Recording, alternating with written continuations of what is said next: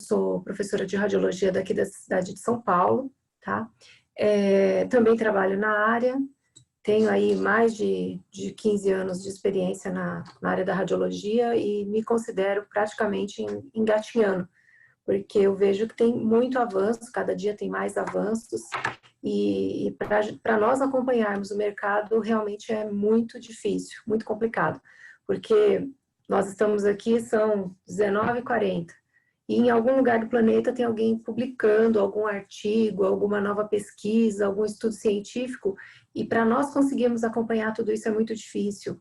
Mas através do pouco conhecimento que nós temos e do compartilhar desse conhecimento, a gente vai tentando ser um tijolinho na vida de cada um, assim como muitas pessoas são na minha. Então, assim, bom, agora já chegou bastante gente. Eu vou compartilhar com vocês a tela do meu slide, tá? O tema da minha aula vai ser sobre patologias mamárias. Me pediram esse tema, tá? Achei um tema bem empolgante, porque sou apaixonada por anatomia e patologia, tá bom? Eu não quis trazer um tema muito pesado, falando de câncer de mama, assim, já de início, porque dá aquele pânico, aquele susto, a gente já está no momento aqui no Brasil, assim, de muito pânico por causa de doença.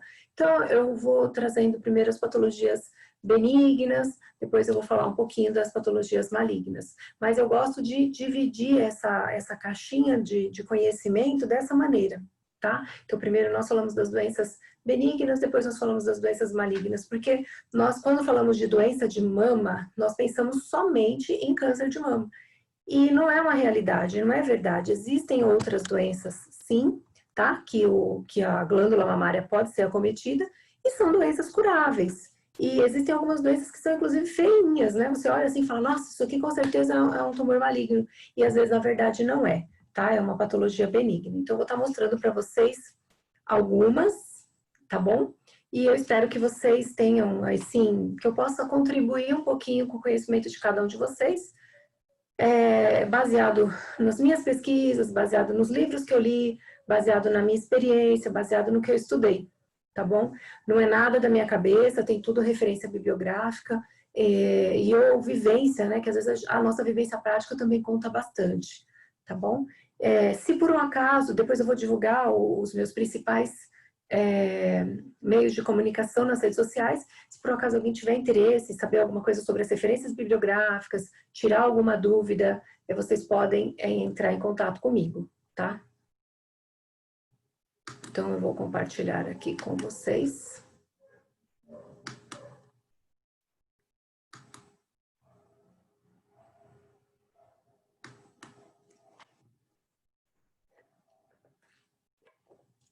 Bom, então, primeiro aqui, né, o tema da nossa aula.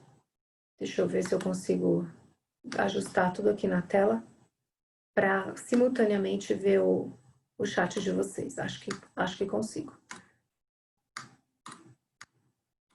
Bom, então eu sou técnica, tá? Minha primeira formação é como técnica em radiologia, a minha segunda formação é como tecnóloga, e eu tive a oportunidade de fazer 2 pós-graduações, uma de imagem e outra de mamografia. E realmente eu me sinto ainda engatinhando, né? Ainda sinto que tem muito estudo ainda pela frente. Mas, por enquanto, infelizmente o Covid atrapalhou um pouco, né? De fazer mais algumas outras coisas que estavam nos meus planos. Eu sou técnica pela empresa Guelfon, Medicina Diagnóstica, aqui em São Paulo, tá? Trabalho com raio-x mamo e densito. Sou docente da especialização de mamografia, tanto do CIMAS como do 24 de março, e também já trabalhei em outras escolas aqui em São Paulo. E esse aqui é o meu Instagram, se vocês quiserem seguir depois. De vez em quando eu publico algumas coisas de mamo, mas também publico um pouquinho sobre coisas pessoais e tal. Não tenho 2 contas de Instagram, não tenho só uma, mas vocês podem acompanhar, porque de vez em quando eu sempre coloco alguma coisa sobre mamografia, raio-x, densitometria, tomo e tal. E aqui tá meu e-mail para caso alguém queira também entrar em contato, tá bom? Bom, então meu tema, como eu disse, patologias mamárias.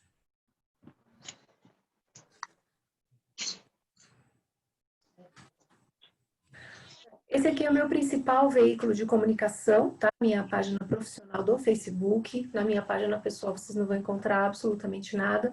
somente nessa página aqui que eu faço as minhas publicações profissionais, que não são só minhas, são de todas as minhas alunas, de todas as minhas colegas, dos mais diversos lugares do planeta. Nós temos aí praticamente pessoas do mundo todo nessa comunidade, tá?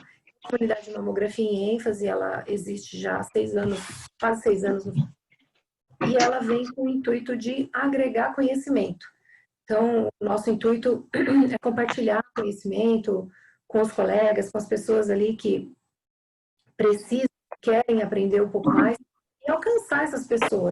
E aí, quando tem alguma coisa interessante, um caso de uma mastite aguda, alguma coisa, um paladar acentuado, alguma coisa bem interessante, nós gostamos de publicar. Publicamos também sobre emprego, sobre concurso, tem apostila, tem livro em PDF, tem vídeo, tem artigo, tem link, tem um monte de coisa, tá? Tem perguntas de ajuda para concurso, tem enquete, tem uma opção de coisas. Se vocês quiserem entrar depois, fiquem à vontade, tá? E se quiserem publicar alguma imagem que vocês julguem interessante, de mamografia, de densitometria, e vocês podem publicar a hora que vocês quiserem. Mas se não quiserem se identificar, me manda que eu publico falando que é alguém que não quer se identificar, tá bom? Fiquem à vontade, porque a página é nossa. Bom, eu vou começar a minha aula com essa frase aqui, que eu acho ela extremamente linda, particularmente acho ela muito bonita, e ela é uma frase bem, como é que eu diria? Que a gente consegue usar ela como uma introdução para entender a importância desse órgão da mulher, que não é, na verdade, só da mulher, o homem também tem mamas, né? Mas, como na mulher a mama é evoluída, ela passou por uma fase de maturação, então a gente vai se referir agora, basicamente, à anatomia feminina, tá?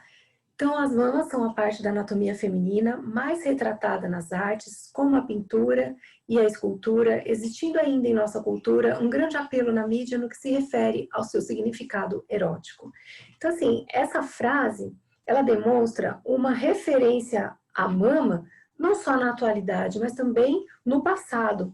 Então, o que nós vemos? Se nós pararmos para olhar para trás e lembrarmos das esculturas gregas, romanas, egípcias, inca, maia, nós sempre vamos ver a referência de um busto nessas esculturas. Então, você vai lembrar ali daquelas esculturas romanas, sempre tem a valorização de um busto. Normalmente, a valorização de um busto feminino. Por quê? Porque naquela época, eles faziam uma certa referência à mama como uma mulher progenitora, uma mulher capaz de gerar filhos, uma mulher que é parideira, né? Eles acham que aquela mulher que mais tem filho era a mulher mais apreciada da época, porque os homens queriam ter muitos filhos. Agora a gente já mudou um pouquinho esses conceitos, né? Então, nós vemos que desde o passado até a idade atual, até o momento atual, nós vemos essa grande referência à mama. Aí você fala, nossa, mas hoje em dia a gente também faz escultura? Não, não é exatamente assim. Hoje em dia a gente faz diferente. A empresa vai vender um batom, ela coloca lá uma mulher com seios volumosos, vai vender um óculos, coloca lá aquela foto de uma mulher com seios valorosos também, proeminente, vai vender um vestido, de novo valoriza, às vezes até uma propaganda de sapato, você vê o busto da mulher bem aparente. Então nós vemos que existe uma referência a essa parte do corpo da mulher. E tem muito estigma também, né? E aí, quando eu falo de estigma, tem muita gente que fala assim, por que a mulher tem tanto medo, vergonha, receio de fazer mamografia e ela faz Papa Nicolau numa boa? Né? E eu sempre falo que a mama é um órgão que se evoluiu depois, é um órgão que veio depois. Nós nascemos completas, né, nós mulheres. Depois é que veio esse órgão. Então, esse órgão, ele vem na puberdade, com o eclodir dos hormônios da puberdade. E aí, quando esses hormônios, eles começam a eclodir, a mulher, ela tem uma diferenciação do seu corpo. Ela para de ter um corpo de menina e passa a ter um corpo de mulher. Então, essa mudança parece que faz com que exista um grande apreço por essa parte do corpo da mulher. Então, a mulher, ela realmente tem mais apreço por essa parte de cima, não todas, claro, do que pela parte inferior. Então, a mulher, ela é capaz de fazer 3 Papa Nicolau no ano sem reclamar, mas se ela tiver que fazer 2 mamografias, ela vai xingar a mãe da técnica, vai apertar a bunda da técnica, vai xingar a técnica e vai ficar muito brava. Então, nós observamos isso em sala de mamografia, que a gente tem que ter realmente um jogo de cintura, uma flexibilidade muito grande para poder conduzir o exame. Aí as pessoas falam, mas por que que existe todo esse apreço? Eu acredito que é justamente por isso, porque é um órgão que veio depois, tem duas simbologias muito firmes nesse órgão, que é a amamentação, a perpetuação da espécie, e também a valorização, aquilo que diferencia, que firma a mulher como mulher. Então, a glândula feminina, né, a mama feminina, ela afirma a mulher como mulher. Então, é aquilo que, olha, eu sou mulher, tá? E você entra no vestiário feminino, né? Tem lá 10 mulheres nuas. Se entrar um rapaz, elas fazem isso e não a para baixo. Então você vê que tem essa coisa de não olha para o meu peito. E a gente percebe isso também em sala de mamografia, porque a paciente chega, ela fala: "Ai, não liga não, mas o meu peito é caído". Gente, nós não estamos lá para ligar, nós estamos lá para se importar com a anatomia, nós estamos lá para respeitar e fazer um bom exame só. E elas ficam bastante envergonhadas de dividir a sexualidade dela conosco. Então a gente tem que também ter esse jogo de cintura, essa maturidade, esse discernimento e essa sensibilidade, que já é uma dica que eu dou para quem quer trabalhar com mamografia. Já começar a desenvolver essa doçura, porque às vezes a paciente ela é bem nervosa com a gente, tá bom? Bom, deixa eu ver aqui, acho que não teve nenhuma pergunta, né? Então deixa eu continuar. Senão eu vou ficar falando aqui muito e vocês vou acabar não dando todo o conteúdo.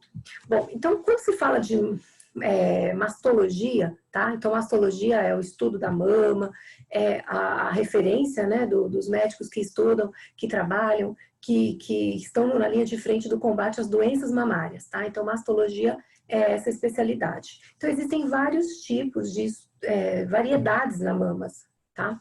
Então nós temos doenças benignas, tem alterações de desenvolvimento, tem alterações de função, alteração inflamatória e tem também os tumores. Quando nós falamos de tumores, nós podemos dividir em duas categorias, os tumores benignos e os tumores malignos. Então assim, de modo geral, existem vários tipos de mudanças, de funções de inflamação, de situações em que pode levar uma mulher a procurar um mastologista, e não somente o câncer de mama, tá bom?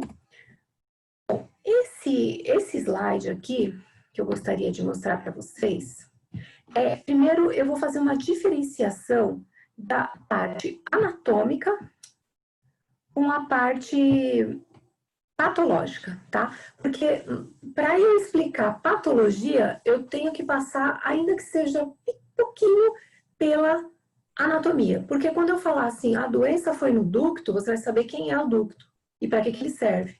Se eu falar a doença foi no lóbulo, você vai saber quem é o lobo e para que ele serve. Então a gente vai ter uma noção do tipo de doença também, tá bom? Então, na parte de cima dessa ilustração, nós temos a parte anatômica da mama, que eu vou falar assim de uma forma bem simples, bem rápida, para fazer essa introdução, tá bom? Até porque eu não sei de onde vocês são, até gostaria, né? Estou super curiosa, mas não vou ter tempo para saber, né, de onde vocês são, o que vocês fazem, quem estuda, quem já trabalha na área. Gostaria de ter esse tempo, mas depois se vocês quiserem sinalizar pelo direct do Instagram, fica à vontade, que essa interação ela é gostosa, ela faz parte, ela é importante. Então, por causa disso, por não saber de onde vocês são, não sei o que vocês estudaram sobre mama, que eu vou fazer questão de fazer essa introdução relacionada à parte anatômica da mama. Então, no desenho aqui na parte de cima, acho que vocês conseguem seguir aqui com o mouse, né? Espero que vocês estejam vendo o meu mouse. Então, primeiro eu vou falar da anatomia e depois eu vou contextualizar com a parte da patologia, tá bom? Então, primeira coisa, a mama é uma glândula. Glândula que secreta leite, uma glândula que tem a finalidade de produzir leite. Esse leite só tem uma função, para uma criança, não tem função para mim. O leite não vai me hidratar, o leite não vai me rejuvenescer, o leite não vai servir para nada para mim, tá bom? Ele vai fazer apenas com que exerça a função da minha mama. Então, o sonho de toda mama é amamentar, tá bom? Então, o sonho de toda mama é amamentar. A mama produz leite com a intenção de secretar uma criança, tá bom? Alimentar uma criança. E aqui está as partes anatômicas da mama. Então, primeiro, não vou dispensar, né, falar que existe um volume, areola, mamilo, não convém. Enfim, vamos para a parte de dentro da mama. Eu acredito que a maior parte aqui são técnicos ou tecnólogos, ou estão estudando, são estagiários, e talvez já tenha tido alguma aula sobre anatomia. Se não tiver, a minha agora, gente, lamento, mas vai ser um pouquinho simples, tá? Então, ó, vou pedir para vocês acompanharem. Então, essas bolinhas amarelas aqui são as gorduras. Então, nós temos a mama recheada de gordura, tá? A gordura é o que dá o nosso aspecto arredondado. Então, a mulher, ela tem gordura em várias partes do corpo, que é o que diferencia a anatomia da mulher do homem. Por isso que a mulher é mais redondinha, porque ela tem mais gordura, tá bom? Não pensem que é outra estrutura, é gordura. Então, você tá bochechudinha, é gordura. Bubuzinho redondinho, gordura também. Tem músculo? Tem, mas a camada de gordura logo abaixo da pele, tá bom? E a mama, ela é cheia de gordura. Então, o que diferencia uma mama da outra em questão de tamanho não é a capacidade de produzir leite, não é a quantidade de glândula, é a quantidade de gordura, tá bom? Então, aquela paciente que tem sutiã 40 e a paciente que tem sutiã 50, ela tem a mesma capacidade de amamentar, de produzir leite. Isso é relações hormonais. Em questão de tamanho, não diferencia em nada, tá bom? Então, essas bolinhas amarelas aqui, ó, tanto essa logo abaixo da pele como essas mais internas são as gorduras. Essa parte roxinha aqui, nós chamamos de lobos. Os lobos são responsáveis pela produção do leite. Então, a gordura é responsável pelo volume da mama, pelo aspecto arredondado dela. E a glândula é responsável pela produção do leite. Então, nós já colocamos aí mais duas informações importantes na nossa caixinha do conhecimento. Então, os roxinhos aqui são as glândulas, é aqui que é produzido o leite. Como se fosse um favinho de mel, tá bom? Os favos de mel aqui vai produzir no leite. O leite, uma vez produzido aqui, ele vai sendo pingado, secretado para esses ductos verdinhos aqui. Então, esses ductos têm a única finalidade de conduzir o leite para o meio externo. Então, toda mama tem lá o seu lobo, que produz o leite, e tem o ducto que vai conduzir o leite para o meio externo, para fora. Essa região azulzinha aqui, a gente chama de ampola lactífera. Essa ampola lactífera é onde o leite fica armazenado antes do bebê mamar. Então, por que a papila ou o mamilo, ele fica ereto, ele se endurece, ele tem terminações nervosas e terminações térmicas e terminações sensitivas, as mesmas da pele, só que neles são mais sensíveis, justamente para ele ter essa capacidade de aumentar e dilatar e diminuir de tamanho. Por quê? Para que quando a criança faça o movimento de sucção, a boquinha dela vai encaixar aqui onde vocês estão vendo e vai, vou usar até um termo meio chulo, como que espremer as ampolas lactíferas e esse leite vai sair para o meio externo, tá? Então, isso tudo é um sistema bem integrado, né, criado provavelmente por Deus, para que ele funcione direitinho com a intenção de nutrir uma criança. Então, essa aqui é a parte anatômica da parte superior aqui do desenho. Tá? Agora nós vamos descer, vamos ver a parte patológica. Então, cada uma dessas partes que eu mostrei para vocês aqui, ela corre o risco de desenvolver algum tipo de doença. Ou é mais característico alguns tipos de doença, dependendo da região anatômica. Então, por exemplo, adenoma do mamilo, doença de Paget. Então, são aqui alguns tumores, algumas lesões que podem acontecer na região do mamilo, ou aqui da região da areola. Tá? Pode ser mais aqui para dentro. Papilomas ductais aqui, ó, papilomas ductais aqui em vermelho. Esses papilomas, eles podem acontecer na região dos ductos, tá bom? Necrose gordurosa traumática. Necrose gordurosa traumática é uma espécie de patologia benigna em decorrência de um trauma. Então, a mulher tomou uma pancada, machucou, ficou roxo, então ela pode desenvolver essa necrose gordurosa traumática. Muitas vezes o corpo mesmo se encarrega de resolver esse problema e a pessoa não tem que ir no médico, não tem que fazer cirurgia, nada disso, tá? São doenças simples, de fácil tratamento, patologia benigna, mas que pode dar uma alteração na imagem mamográfica. Então, é importante saber se a paciente teve algum trauma, tá? E isso é uma informação muito importante. Às vezes a paciente está com um roxinho na mama e é importante a gente relacionar isso na anamnese. Aí aqui, ó, hiperplasia. Tá aqui, ó, lá na parte do fundo, na região dos lobos, tá vendo que um lobo doente, então houve uma hiperplasia aqui. A maioria dos cânceres também podem acontecer nessa região terminal aqui. A gente vai ver mais adiante que nós temos ali a possibilidade de desenvolver câncer, vários tipos de câncer, né? Quando a gente fala de câncer de mama, existe o carcinoma ductal, mucinoso, existe o lobular, inflamatório, Paget, dentre outros, tá? Que a gente vai ver. Fibroadenoma, que é uma patologia benigna, é um nódulo benigno, também acontece na região dos lobos, lá na parte posterior, e cistos também, bem aqui nessa região, tá bom? Então, isso aqui é basicamente para vocês entenderem um pouquinho sobre a anatomia e aonde acontecem as doenças. Então, vamos avançando um pouquinho mais aqui.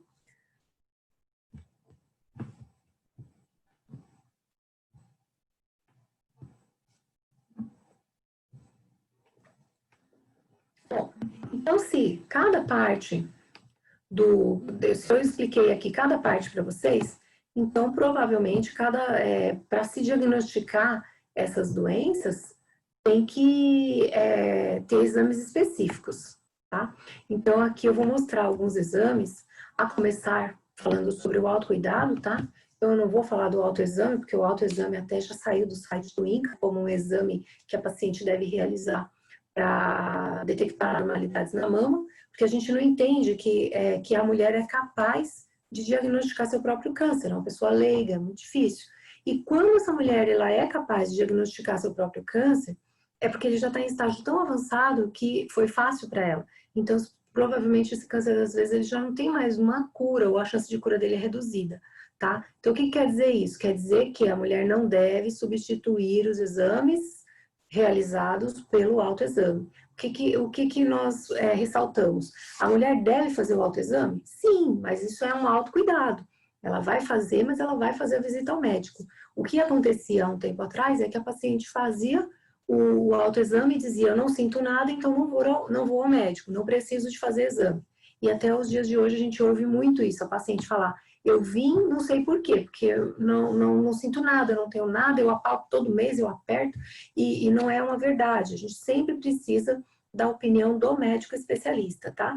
E também ele precisa dos exames. Então, o autoexame ele está mais atrelado a um autocuidado. O exame clínico é aquele que o médico vai realizar, então o próprio médico vai vai tocar na mama da paciente, vai procurar abaulamento, vai procurar tumorações, vai avaliar se essa mama tá saudável. E baseado naquilo que ele falou com ela, na anamnese que ele fez com ela, baseado no que ele sentiu na mama, baseado na idade dela, ele vai solicitar exame de rastreio, tá? Ou exame de diagnóstico. Rastreio é quando a paciente não sente absolutamente nada.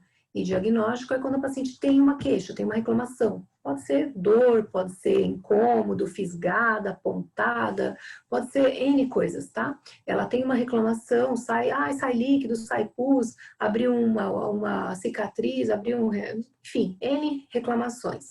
Aí o médico vai solicitar um exame de imagem, tá bom? Normalmente, após os 40 anos aqui no Brasil, segundo a Sociedade Brasileira de Mastologia, mamografia e ultrassom de mamas. E, segundo o Ministério da Saúde, a mamografia após os 50 anos. Aí fica a critério de cada médico e conversando com a paciente, tá? Então, esses aqui são os exames mais comuns que nós encontramos, né, que o médico costuma solicitar.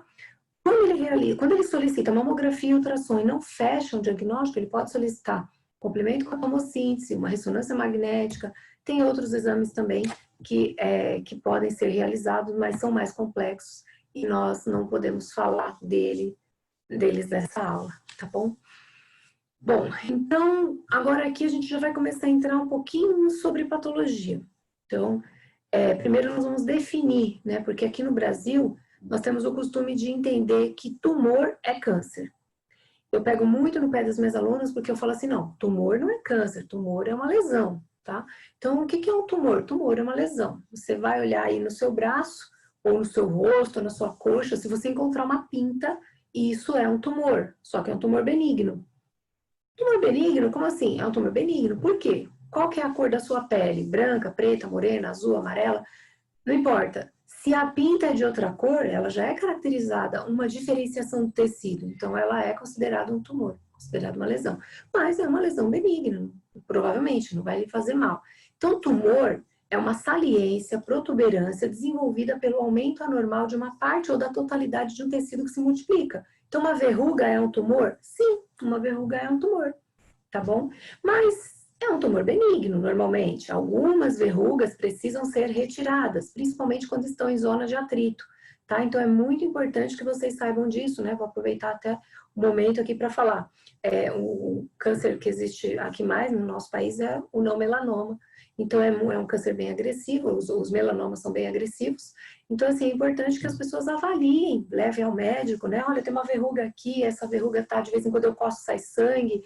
Então, leve ao médico, ele precisa avaliar, porque existem algumas verrugas que são suspeitas de depois virar algo ruim. Então, é bom que o médico sempre avalie. Então, tumor é uma saliência, uma protuberância, é um desenvolvimento de célula numa determinada região, tá? Aqui no Brasil, nós, quando falamos de tumor, a gente já pensa que é câncer. Então, já entendemos que não. Tumor pode ser benigno, como pode ser maligno, tá?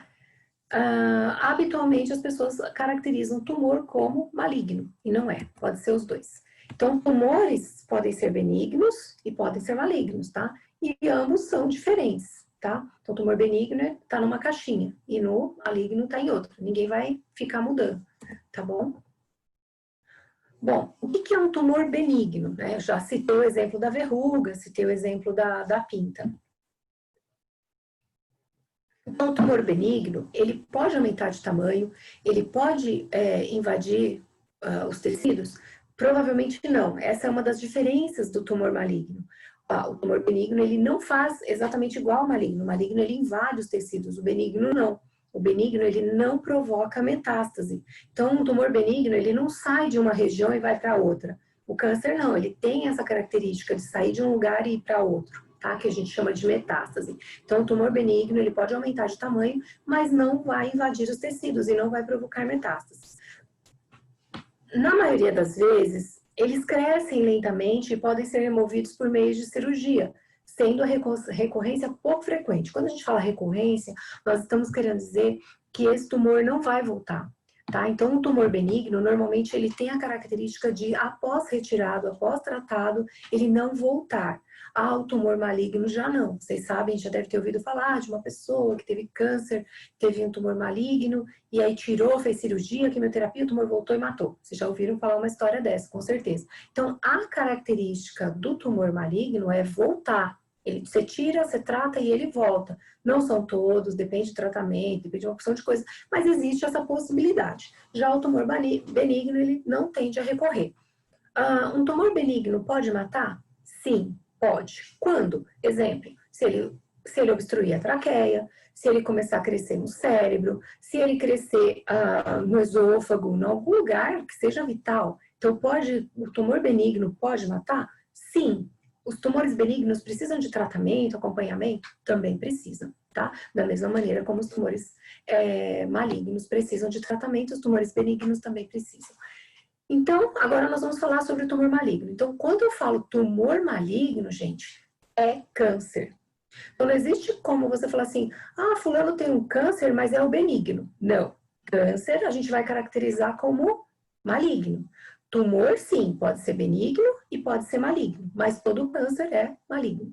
Tem alguns subtipos que não convém falar agora, mas para a gente começar a estudar, a gente tem que entender que existem dois tipos de tumores, o benigno e o maligno, e que todo câncer ele é maligno. É uma maneira da gente começar a estudar. Depois, se vocês forem estudar sobre a etiologia de tumores, fisiodesenvolvimento de patologias tumorais e N coisas, processo de mitose de célula, aí você vai aprender outras coisas, vai ver que existem subtipos dentro do tumor maligno, mas que não é o contexto agora, que a gente não pode se aprofundar tanto nisso, tá bom? Então, tumor maligno. Tumor maligno é câncer, ok? O paciente está com câncer. Tá. Então é aquele tumor que sai do lugar e vai para o outro. É esse mesmo, tem essa característica. Alguns não fazem, mas a maior parte faz, tá? Precisa tratar? Sempre. Dá para tratar com chá? Não. Cogumelo? De jeito nenhum. Normalmente o câncer precisa de vários tipos de terapia, tá bom? Quando não, cirurgia, químio, rádio, hormonoterapia, dentre outros. Então, vamos fazer uma definição aqui agora sobre o câncer. Então, trata-se de um sinônimo de neoplasia maligna, pois é um tipo de crescimento celular anormal e desordenado, capaz de invadir os tecidos vizinhos e provocar metástase, diferente do outro, que o outro não fazia isso, tá? Esse aqui já faz. Ele invade, provoca metástase e cresce desordenado, ou seja, não está nem aí o que está acontecendo com o vizinho, ele quer crescer e pronto. Então, na maioria dos casos, a retirada cirúrgica de um tumor maligno é acompanhada por outros tipos de terapia, já que as células cancerígenas remanescentes nos tecidos circunvizinhos e ou distantes podem originar um novo tumor, geralmente mais agressivo e resistente aos tratamentos que o primeiro. Então, o que quer dizer isso? Quando um paciente tem câncer, ele precisa combinar vários tipos de terapia. Então, tem tumor que é quimiosensível, tem tumor que é radiosensível, tem tumor que tem que ser retirado com cirurgia, tem tumor que não precisa operar, tem tumor, cada tumor se trata de uma maneira. Cada um tem o seu desenvolvimento diferenciado específico, tá? O grau de agressividade também é de acordo com o indivíduo, de acordo com vários itens, tá? Tem o sistema de defesa, que a gente vai falar um pouquinho mais adiante sobre isso também, tá bom? Então, câncer não se trata de uma maneira só, tratamento individualizado, personalizado, de acordo com a doença, de acordo com o paciente, N coisas, tá bom? Bom, então continuando aqui. Então, tumores benignos são diferentes de tumores malignos. Os tumores benignos podem ser, por exemplo, nódulos, fibroadenomas, outras lesões. E o tumor maligno, ele é câncer. Então, toda vez que vocês falarem tumor maligno, já fala, e é câncer, tá? O câncer, ele vem da palavra caranguejo, daí aquele formato, né, que vem na cabeça de vocês, uma carapaça firme, forte, como se fosse um caroço mesmo, com várias patinhas, tá? Como se ele tivesse mesmo essa característica, como se ele tivesse, não, ele tem, de andar, de sair do órgão em origem, ele tem, tá? Então, o tumor, ele começa num órgão e depois ele migra para outros órgãos, normalmente através do sangue, através do sistema linfático ou invadindo tecidos mesmo, tá? Os diferentes tipos de câncer correspondem aos vários tipos de células do corpo. Se um câncer, por exemplo, tem início nos tecidos epiteliais, como a pele ou mucosa, ele é chamado de carcinoma. Então, aqui nós já vamos aprender dois tipos de câncer: carcinoma, de pele e mucosa. Se o câncer começa nos tecidos conjuntivos, ossos, músculo e cartilagem, ele é chamado de sarcoma. Então, vocês vão entender que dentro do tumor maligno, existe mais dois subtipos, que são carcinomas e sarcomas. Os carcinomas são de pele e mucosa. Então, por exemplo, o estômago é uma mucosa. Então, a pessoa pode ter um carcinoma no estômago. O fígado também é uma glândula. Então, pode ser o quê? Um carcinoma. O tumor ósseo está aqui embaixo. Osso, músculo e cartilagem. Então, é um osteosarcoma. Então, você vê que na própria palavra a gente já sabe a origem. Uma das que são um pouco mais difíceis seria a leucemia. Aí eu falo para vocês, a leucemia é um câncer, carcinoma ou seria um sarcoma? Aí eu poderia até dar um tempo aqui para vocês responderem, como eu estou sem ver o chat aqui, vou deixar vocês responderem ou mentalmente ou colocar no chat, mas eu não vou conseguir ver o chat, porque ele sai da minha tela aqui nesse exato momento. Mas respondam aí no chat, depois eu vejo. Leucemia é carcinoma ou é sarcoma? Aí você vai falar assim, poxa, mas existe câncer líquido? Sim, câncer líquido. Todo câncer é um tumor? Não. Todo câncer é duro? Não. Então, existem vários aspectos. A leucemia é o câncer do sistema, o quê? Circulatório, do sangue. Então, significa que um dos componentes do sangue está se multiplicando com velocidade muito aumentada. Então, ele é um sarcoma. Por quê? Porque as células que dão origem ao sangue, elas vêm de dentro do osso. Então, leucemia é sarcoma, não é carcinoma. Bom, mas aí a gente vai aprendendo aqui no decorrer da aula. Acho que muitas pessoas responderam. Não sei se eu consigo ver. Exatamente.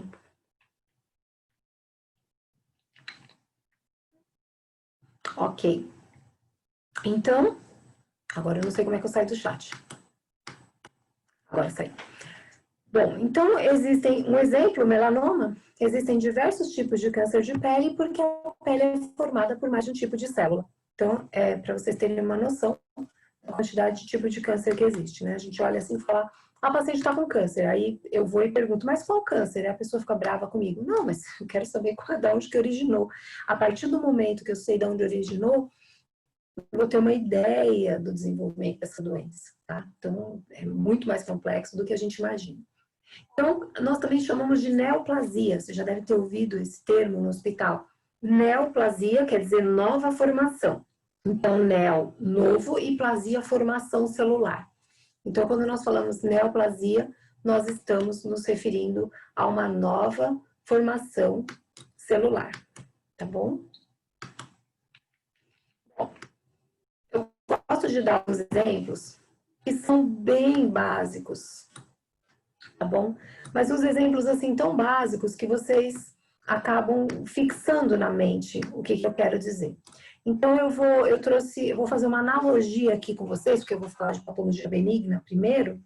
Então, eu vou fazer uma analogia aqui para vocês entenderem a questão da maciez, tá? E do toque.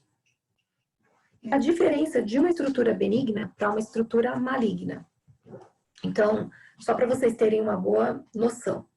Pensem numa gema de ovo cru. Uma gema de ovo cru, ela é aquosa por dentro, ela é bem líquida por dentro, e se você fura, ela extravasa. Então, essa gema de ovo cru, vocês vão assemelhar a cistos. Ah, então, o que é um cisto? É como se fosse uma gema de ovo cru dentro do órgão. Pode ser na tireoide, pode ser na mama, pode ser no útero, ovário, enfim. Independente no rim, independente de onde esteja. Sempre que você pensar em uma gema de ovo cru, ou que você pensar num cisto, você vai assemelhar algo bonzinho, tá? Porque a maior parte dos cistos são coisas boazinhas. Isso é uma membrana com líquido dentro, tá? Então, esse é um cisto. Então, eu vou colocar dessa maneira, porque fica mais simplório. Cistos na mama vão virar câncer? Possivelmente não. Por quê? Porque nós estamos falando de uma doença benigna, tá bom? Vamos agora cozinhar esse ovo. Uma gema de ovo cozida. Aí já tem uma consistência um pouquinho mais durinha. Então, vocês vão assemelhar essa estrutura a um nódulo. A paciente tem um nódulo. Tem um nódulo, tá? Não falou que é tumor, não falou que é câncer. Então, tumor benigno da mama, nódulo. Se é um nódulo, ele é um pouquinho mais durinho. Então, você vai assemelhar na sua mente aí a uma gema de ovo cozida, tá? E o último exemplo que eu coloquei aqui é um ovo em formato irregular, que eu tô assemelhando a uma estrutura irregular, a uma estrutura estrelada, aí já é e dura, tá? Imaginem essa estrutura bem dura, e aí sim a gente pode fazer a correlação do tumor maligno com uma estrutura mais dura. Mas, para vocês, para ficar bem fixo na mente de vocês, entendam que o câncer, ele é duro. Normalmente ele é bem durinho. E como ele é duro, ele é como se parecesse ao toque com um caroço de pêssego, tá? Então imaginem aquela irregularidade da superfície do caroço de pêssego a um tumor maligno. Então aqui nós temos um estudo de um cisto por ultrassom. Um cisto simples. Então, como eu tinha mostrado, a gema do ovo, né, cheia de líquido dentro. Então, tá aqui, ó, um cisto com com líquido dentro, tá? Um cisto simples. Nódulos palpáveis. O médico palpou a mama da paciente e ele tocou ali num nódulo palpável. Se ele tocou ali no nódulo palpável, ele vai avaliar se ele é suspeito, se ele não é suspeito, precisa fazer mamografia, precisa fazer ultrassom, precisa fazer biópsia, tá? Então, quando nós falamos de nódulos na mamografia, eles são definidos como uma lesão vista em pelo menos 2 incidências, ou seja, tem que aparecer na crânio-caudal e na médio lateral, tá? Se aparecer só em uma, pode ser sobreposição de estrutura, mas quando aparece nas 2 é porque ele realmente existe. Todas as patologias da mama, segundo a imagem, principalmente mamografia e ultrassom, até mesmo a ressonância, elas são classificadas em função da sua forma, margem e densidade. Então, esses aqui são parâmetros que o médico vai avaliar para ele definir se essa doença ela é suspeita ou não suspeita. Tá? A imagem ela não fecha um diagnóstico fechei. benigna. Ah, fechei, maligna. Não, a imagem ela vai conduzir para um outro exame e vai fechar o diagnóstico quando tiver a biópsia. Então, a imagem sugere, o que fecha o diagnóstico é realmente a ponta da agulha, a biópsia. Tá? Então, ninguém vai tocar na sua mama e falar, eu acho que você está com câncer. Não pode, né? Só se for uma coisa assim muito grotesca, de avançada. Mas, de modo geral, o médico apalpou, ele vai solicitar um exame e, mediante o resultado desse exame, vai dar suspeito ou não suspeito e qual a conduta a ser realizada, tá? Mas todos os tumores da mama são avaliados de forma, margem e densidade. Então, se ele é redondinho, a gente vai desconfiar sempre de um cisto. Microlobulado, talvez um nódulo. A margem, essa margem ela é completa, ela é interrompida, ela é irregular, ela está obscurecida. Então, todas essas informações são importantes para o médico avaliar qual o tipo de lesão que tem nessa mama e qual o grau de suspeição, para maligno ou para benigno, tá? A densidade também é algo muito importante. Tudo aquilo que é pretinho na mamografia é mais contextualizado com gordura, e tudo aquilo que é branco ou está num Q patológico ou está num Q de glândula. Então, a densidade do tumor é muito importante ser avaliada pelo médico. Bom, isso que eu acabei de falar, mostrando agora um pouquinho por imagem. Então, aqui, à minha esquerda, tem uma lesão redondinha. Essa lesão redondinha tem mais aparência de algo benigno. E aqui, à minha direita, nós temos uma lesão mais irregular, estrelada. Essa lesão aqui da direita, ela tem mais aparência de algo ruim em comparação à outra, tá? A densidade dela é maior, ela é irregular, ela não tem contorno, margem delimitada, ela é toda estrelada. Então, essa aqui vai para biópsia, essa aqui vai ficar avaliando somente, analisando pelos métodos de imagem. Bom, continuando aqui, falando sobre patologias benignas, vamos aprender um pouquinho agora sobre a composição dos tumores benignos dentro da mama. Então, eu já disse que dentro da mama nós temos cistos, fibroadenomas, lesões fibrocísticas. E quando nós falamos de lesões fibrocísticas, já estou falando numa palavra, fibro, tecidos fibrosos, tá? Adenoma de tumor e fibro de tecido fibroso. Fibroso e conjuntivo é a mesma coisa.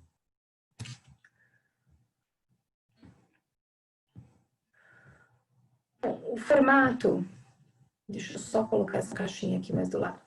Formato. O fibroadenoma, ele costuma aparecer como um nódulo radiopaco, redondo, oval ou lobulado, tanto na mamografia quanto no ultrassom, tá? Eles têm essas duas características. É comum não serem visualizados, mesmo quando palpáveis, quando a mama é muito densa. Então, se a paciente tiver uma mama muito densa, pode acontecer de não ser visualizado quando ela tem fibroadenoma, tá? Pode acontecer? Pode. Por isso que mamografia só é indicado para mulheres com mais idade, porque aí a densidade do parênquima mamário já decaiu, a mama já está passando por um processo de maturação, tá bom? Então, é muito importante entender esses conceitos, porque tem muitas meninas que chegam para mim e falam, eu sinto dor na mama, será que eu não posso fazer uma mamografia, tenho 24, 25 anos, não é indicado, porque o seu parênquima ainda é muito denso, então não é indicado que a paciente faça mamografia antes dos 40 anos, tá bom? A gente precisa que a densidade do parênquima mamário ele já tenha decaído um pouquinho, tá? Para poder fazer a mamografia. Aí, enquanto isso, a paciente pode fazer ultrassom de mama, tá? Bom, essa densidade, principalmente quando tem um fibroadenoma, ela pode ser confundida, tá? De acordo com a quantidade de parênquima mamário. Então, se a paciente tem fibroadenoma e tem um parênquima mamário muito denso, você não vai conseguir ver. Então, é o que está escrito aqui. Isso ocorre porque o fibroadenoma apresenta radiodensidade semelhante ao tecido fibroglandular adjacente, obscurecendo o nódulo, fica sobreposto, não dá para visualizar, tá bom? O fibroadenoma é um tumor de mama frequente, comum em mulheres de 20 a 30 anos, então são mulheres jovens, por isso que normalmente elas não fazem mamografia, só o ultrassom já é responsável e consegue, como é que eu diria, dar um diagnóstico, tá? É formado por células epiteliais derivadas das que constituem as estruturas glandulares da mama e também por células e fibras de tecido conjuntivo, tá? Então, o fibroadenoma normalmente também não cresce muito. Alguns fibroadenomas têm característica de se calcificar, como é o caso dessa imagem que vocês estão vendo aqui. Então, no caso, se ele se calcifica, não há necessidade de fazer nada. Precisa fazer magnificação, cirurgia? Não, nada disso. É vida normal, segue, tá? Isso aqui não vai incomodar, não vai virar câncer, não vai trazer transtorno nenhum para a vida da paciente. Tá? A gente costuma chamar de pipoca essas calcificações, ou popcorn. Mais comum falar popcorn, mas se vocês ouvirem o termo pipoca, também é muito utilizado. Tá? Bom, essa neoplasia, novo, e plasia, formação, tá? Então, esta neoplasia acomete principalmente as pacientes na puberdade e na fase inicial da vida adulta, representada pela presença de um nódulo na mão. Então, aqui tem alguns esquemáticos para vocês verem como que acontece. A mamografia com o fibroadenoma. E aqui embaixo, a situação do fibroadenoma ter sido retirado através de uma cirurgia. Então, recentemente foi classificado como um tumor benigno, misto, por ser composto de tecido epitelial e conjuntivo. Então, no caso, o fibroadenoma, tecido fibroso, como eu já falei anteriormente, ele é constituído por esses dois tipos de tecido, esses dois tipos de células dentro dele, tá bom?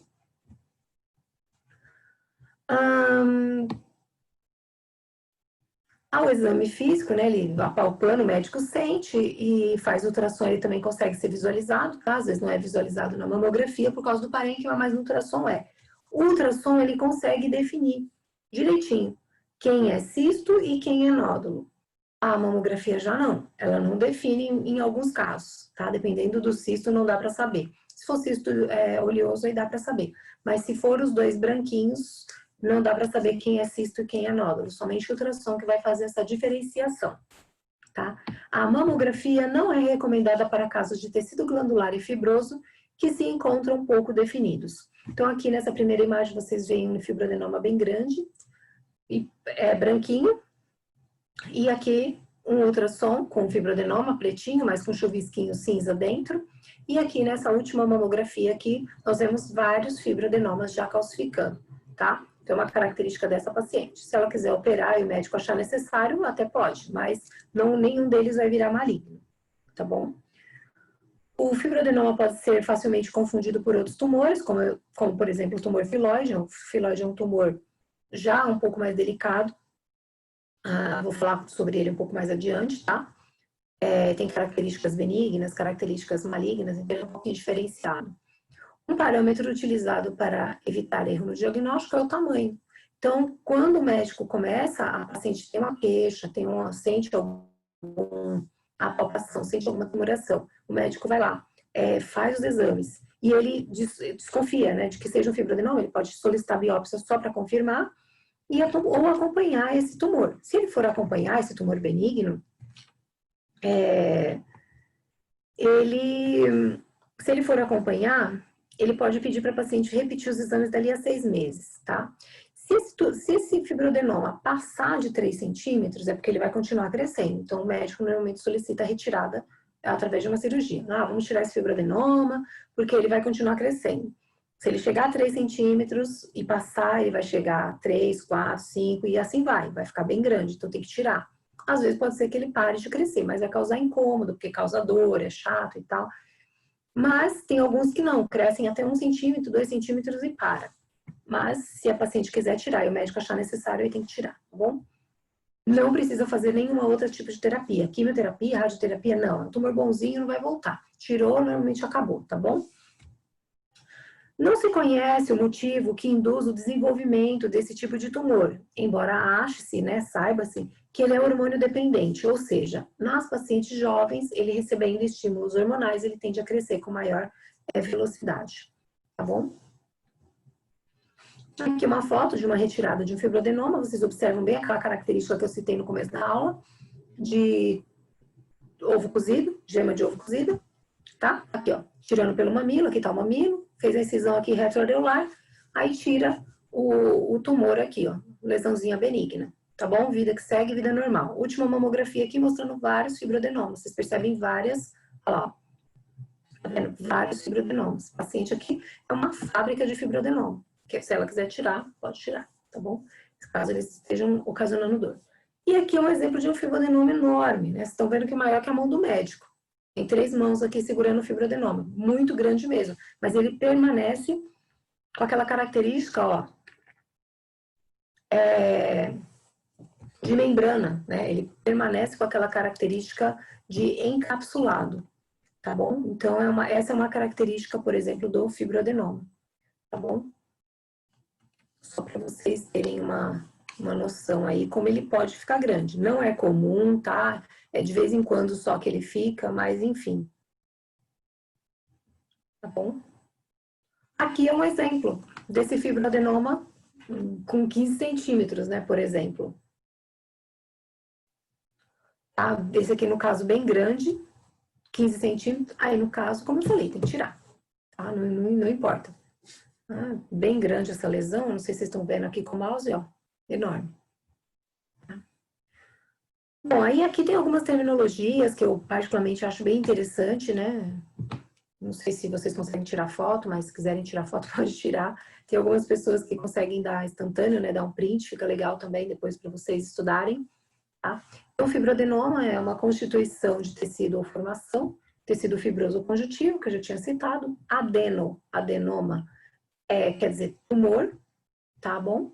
E lipoma, lipo, é gordura.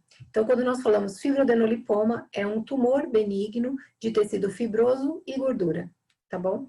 Então, é legal que vocês entendam a junção das palavras, porque aí a gente vai conseguindo entender. Às vezes você fala assim, nossa, mas que doença é essa? Peraí, deixa eu separar aqui as palavras. Aí você vai separando as sílabas assim e fala, ah, tá, deve ser uma doença benigna, porque tem tecido fibroso e tem gordura e nem fibro, tecido canceroso, então provavelmente uma doença benigna, tá? E aqui um outro, ó, mas é um outro nome, mas quer dizer a mesma coisa, ó. Lipofibroadenoma. Lipo, gordura, fibro, tecido fibroso e tumor. Então, é um tumor de tecido fibroso e gorduroso. Só para vocês terem uma noção, assim, da questão das palavras que elas praticamente falam com a gente. Aqui vocês estão vendo uma imagem de um tumor benigno de mama, grande por sinal, que tem tecido denso e tem gordura, tá? Então é um tumor constituído de 2 tipos de tecidos, como eu falei anteriormente. O nome desse tumor é amartoma. Então o amartoma é um nódulo circunscrito com densidade mista e possui uma pseudocápsula, como se ele tivesse encapsulado, tá bom? Ele começa a crescer e muitas vezes precisa ser removido também. Só a cirurgia já é o suficiente. Aí aqui um outro exemplo de amartoma, tá? O amartoma tende a ocorrer 1 década após a ocorrência do fibroadenoma juvenil, então ele é paciente um pouquinho com mais idade. A presença de margens são bem marcadas e lisas, e a existência de gordura misturada aos elementos fibrosos, ou seja, tem aquela parte branca e tem aquela parte preta tudo junto, tá bom? E neste caso, o diagnóstico numa mamografia, ela é característico, tá? Mas mesmo assim, existem alguns médicos que gostam de pedir a biópsia, dá um BIRADS-3 e pede biópsia. Mas isso fica a critério de cada médico. Aí aqui na mamografia vocês estão vendo parte branca, parte preta, parte branca, parte preta aqui embaixo. Então esse aqui é um amartoma, tá? E aqui a foto de um amartoma após ter sido removido da mama. Aqui, de novo, um amartoma, no caso, na mamografia e no ultrassom, tá? Só para vocês verem que os 2 elementos de tecido tá dentro desse tumor, gorduroso e fibroso, tá? E agora aqui, nós vamos passar para aprender um pouco mais sobre o tumor filoide. Então, o tumor filoide é um tumor raro, não é muito comum, é 3% só, se eu não estou enganada, a menos que saiu um outro estudo. Existem alguns tipos de câncer que às vezes tem câncer ductal e tem célulazinhas de filoide lá dentro. Pode acontecer? Pode. Normalmente a paciente não tem um tipo de câncer só, ela tem 2 ou tem 3 no mesmo tumor. Isso também é bem comum. Tá? E existem algumas pacientes aí que desenvolvem essa patologia aí, tumor filoide. Então, esse tumor aqui, ele é uma variedade do fibroadenoma. Esse tumor aqui, ele é bipolar. Esse tumor, a gente chama de borderline. É um segmento específico de tumoração que tem uma variedade que pode ser benigna e tem uma variedade que pode ser maligna. Então, como ele não decidiu ainda o que ele é, Na dúvida, o médico vai remover, tá? Na dúvida é cirurgia. Então, para não ficar na minha palavra somente, vamos ler. Tumor filoide. Este tumor é uma variedade de fibroadenoma, tem uma evolução particular e por isso é considerado um tipo especial. Costuma aparecer mais tardiamente do que o fibroadenoma comum e tem um crescimento mais rápido, constituindo uma massa irregular que alcança um maior tamanho. E esse tamanho ele alcança de uma forma muito rápida, tá? Então, o tumor filoide, ele primeiramente foi descrito por Miller, tá? Ele vem do grego folha, tá bom? Ele é conhecido como um cistosarcoma. Ele se torna uma grande massa de crescimento muito rápido e ele infiltra as células periductais da mama, as células dos ductos da mama. Ele vai infiltrando ali toda essa região. Constitui para menos de 1% das neoplasias da mama, como eu falei, tem algumas que têm essa composição, mas estão no meio de outro tipo de tumor. É um tumor predominantemente de mulheres adultas, com poucos exemplos relatados em adolescentes e mulheres jovens, embora aconteça, pode acontecer, tá bom? As pacientes tipicamente apresentam uma massa firme e palpável. Estes tumores crescem rapidamente, podendo aumentar muito de tamanho em poucas semanas. A ocorrência é maior de 40 a 50 anos, tá? Então, é um tumor característico dessa idade. Vou mostrar alguns exemplos aqui, tá? Para vocês verem. Essa é uma paciente, vocês veem que a mama dela, a esquerda, tá enorme, tá bem assimétrica quando comparada com a direita. Então, a esquerda, ela tá com fibroadenoma, que ele foi crescendo, crescendo, crescendo, e ele precisa remover rapidamente, tá? Tá bem grande mesmo.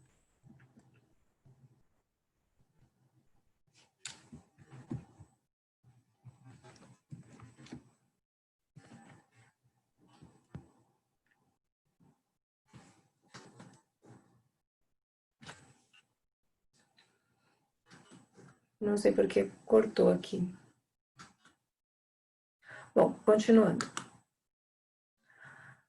A palpação sente-se como se ele fosse formado por vários nódulos. Aí, quando eu falo formado por vários nódulos, vocês vão entender que esse tipo de tumor, o filoide, imagine que você pegou um cacho de uva, colocou dentro de uma bexiga e começou a passar a mão, e sente cada uvinha.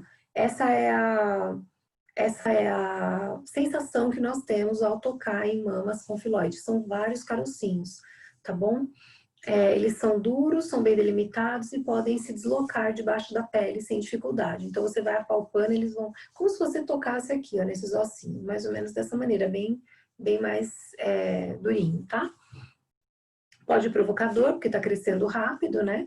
A pele fica avermelhada e a superfície cobre-se de pequenas dilatações venosas, de cor azulada. Então, a mama tende a ficar um pouco mais escura.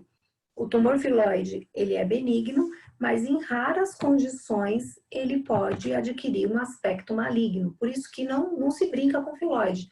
Deu na biópsia filoide, o médico vai solicitar a retirada através da cirurgia, tá bom? E a extirpação total do órgão é um dos recursos mais utilizados. Então, tira a mama toda, não tem cirurgia conservadora para mamas com filoide, tá bom? Aqui é um exemplo de uma mama com tumor filoide, vocês vão ver que tem uma alta densidade esse tumor, o contorno dele não é totalmente reto, então ele tem uns abaulamentos. Então esse aqui tem característica benigna, mas mesmo assim tem que tirar. Então, como ele pode ser benigno ou maligno, tá aqui a imagem. Esse aqui é um tumor filoide benigno, tá? Para vocês observarem aí as características dele. Então aqui na seta amarela vocês observam um tumor filoide benigno, e na parte de trás aqui da mama, nessa setinha azul, vocês observam um vaso calcificado na mama da paciente. O vaso não tem nada a ver com câncer, tá? Não tem nenhum problema, isso aí é envelhecimento da artéria dela, da veia dela, enfim, e pode ser ocasionado por doenças tipo problemas no rim, problemas renais, hipertensão, diabetes, dentre outros, má alimentação, uma opção de coisas que pode ocasionar essas calcificações na região dos vasos, tá bom? E aqui um tumor filoide maligno, tá? Esse aqui você vê que ele tá bem maior, e ocultou aqui a mama toda, ó. Totalmente esbranquiçada aqui, né? Ele pegou a mama toda, tá? Aí a cirurgia, como eu falei, tem que ser da retirada total da mama, tá bom? Bom, então aqui, falando um pouquinho sobre o tratamento do filoide, por isso que é interessante entender um pouquinho sobre a doença, porque a gente vai entendendo qual tipo de tratamento para cada doença, tá? Então o filoide é um tumor grande, mas não adianta dar quimioterapia para o paciente, ele não vai reduzir. O filoide não é quimiosensível. Lembra que eu falei que tem tumor radiosensível, tem tumor quimiosensível e tem tumor que é extirpação, tem que retirar na faca, não tem jeito. E tem tumor que ele é quimiosensível, radiosensível e tem que fazer cirurgia. E tem tumor que não se faz cirurgia. Então isso depende da característica e o órgão, a localização, uma opção de situação, condições do paciente em que está cada tumor.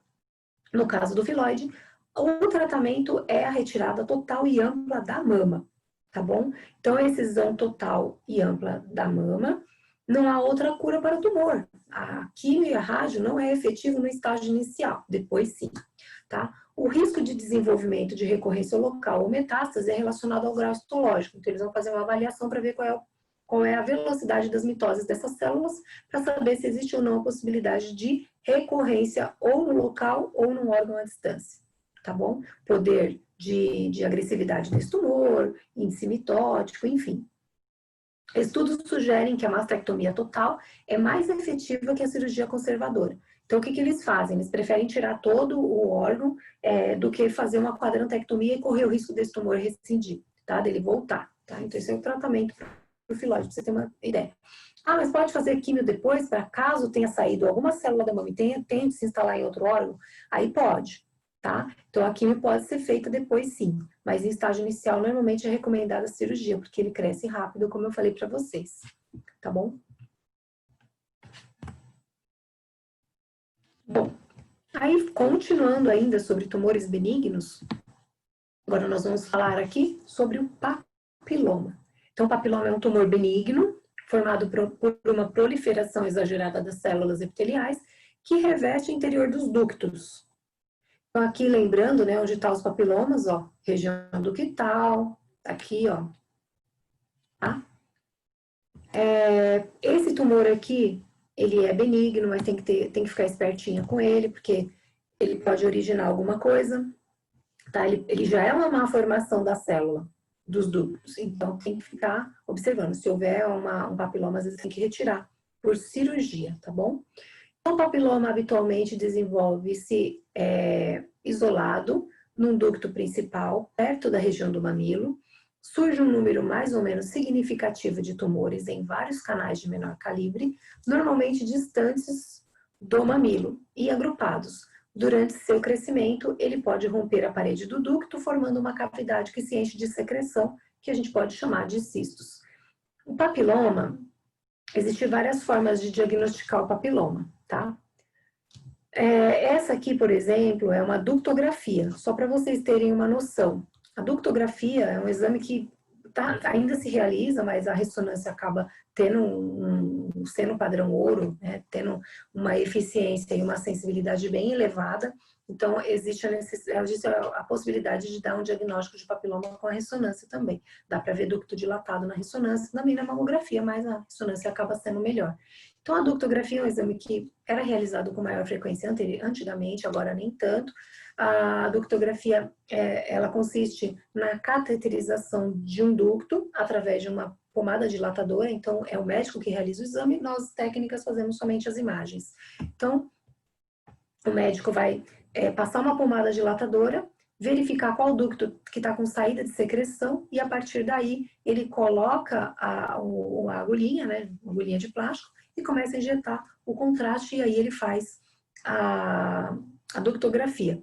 Então, é possível diagnosticar papilomas, dilatações ductais, estreitamento, entupimento de ducto, dentre outras patologias através deste exame, tá? Então, vocês estão vendo aqui, ó, a agulhinha e a colocação do contraste, tá? E aqui, ó, na parte posterior aqui da imagem, vocês veem que tem um entupimento.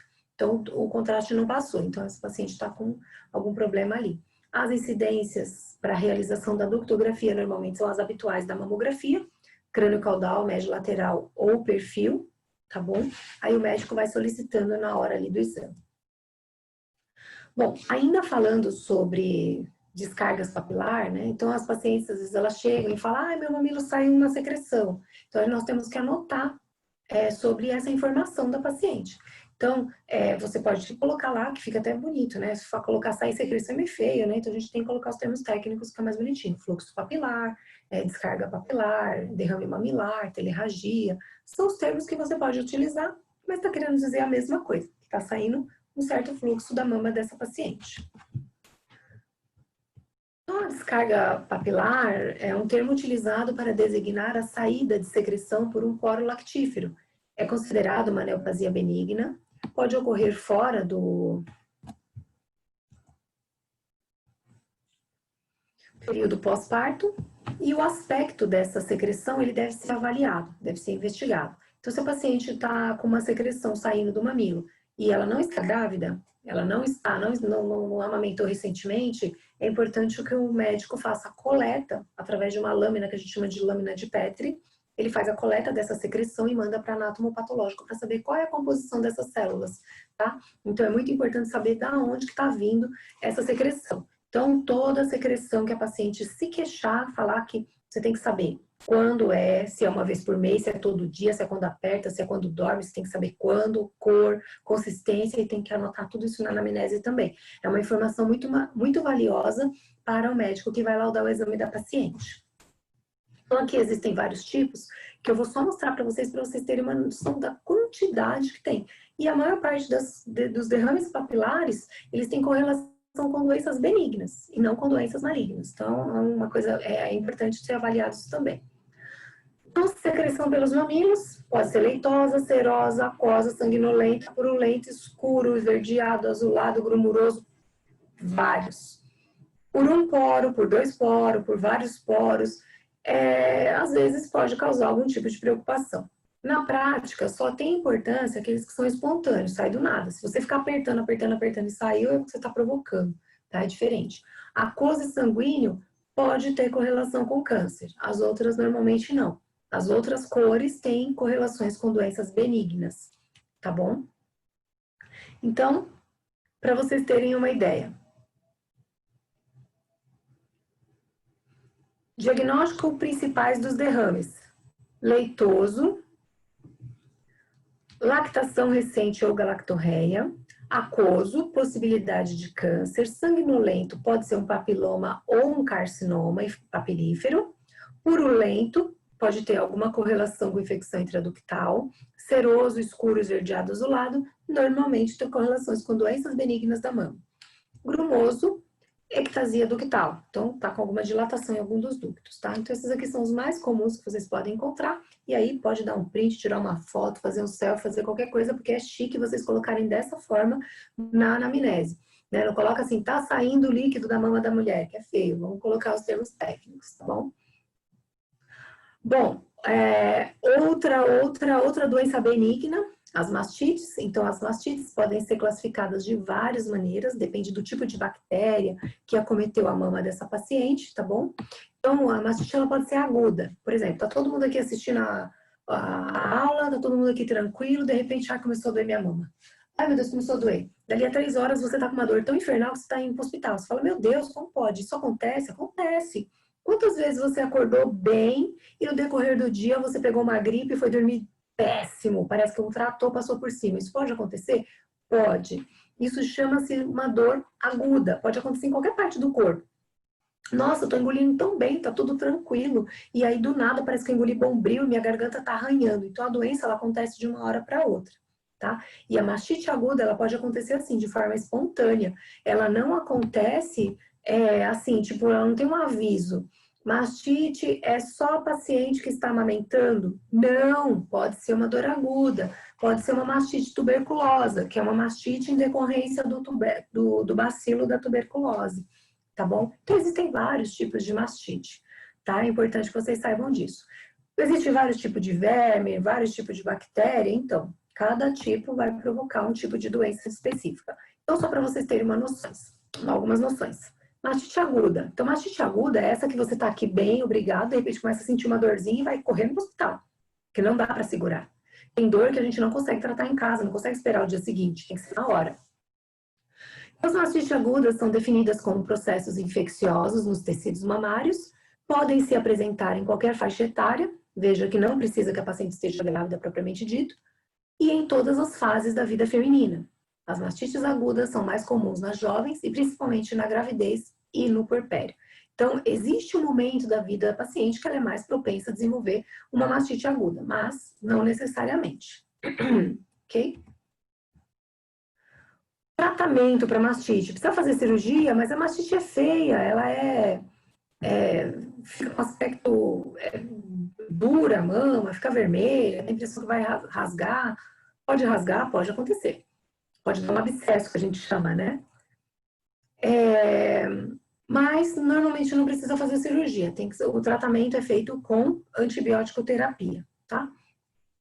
Então, quando nós vemos uma paciente assim com mastite, primeiro, antibiótico, prender a mama, colocar um sutiã bem firme, bem apertadinho, que é para fazer com que esse fluxo que está lá dentro de pus, de líquido, seja leite, o que for, saia, tá? E aqui, em casos muito avançados de mastite, eles indicam fazer uma pequena incisão, médico, claro, né? Ninguém vai fazer isso em casa, pelo amor de Deus. Entendam que eu estou falando de uma conduta médica. Então, o médico vai fazer uma pequena incisão na parte inferior e vai colocar uma sonda, tá? Um dreno de 10 a 14 dias, dependendo do quadro dessa paciente, tá bom? Então, primeira coisa, sustentação, tá bom? E o esvaziamento e a medicação adequada, tá? Importante tudo isso. Existem outros tipos de mastite, porém o tratamento muitas vezes é de difícil resolução, pode ser confundida com outras doenças, tá? É importante o diagnóstico precoce. A mastite tuberculosa é uma mastite normalmente secundária, então a paciente já teve a tuberculose em outro órgão, né, com certeza, e aí esse bacilo, ele foi parar na mama, tá? Tem uma tendência a fistulizar, ou seja, rachar a mama. É muito comum isso aí. Agora eu vou mostrar para vocês uma paciente que eu achei muito interessante, esse paciente que foi eu que fiz, é um abscesso. Essa paciente, ela tinha abscesso debaixo do braço. Então, assim, quando eu estava realizando o exame, começou a sair líquido por debaixo dos braços dela, um líquido transparente. E aí vocês estão vendo aqui, ó. Acho que dá para ver, né? Escorrendo o líquido e aqui é bem cheio de abscesso. Parece micros e grandes furúnculozinhos. Mas uma situação bem ruim, ela falou que cansou de tratar, mas não tinha mais paciência para tratar e agora que ficasse desse jeito mesmo, tá? Então a gente acaba anotando, tirando a foto, mandando para o médico, para ele não só ter uma noção da imagem, né, também do quadro clínico dela. Eu não sei se tinha alguma pergunta, porque sumiu aqui da minha tela.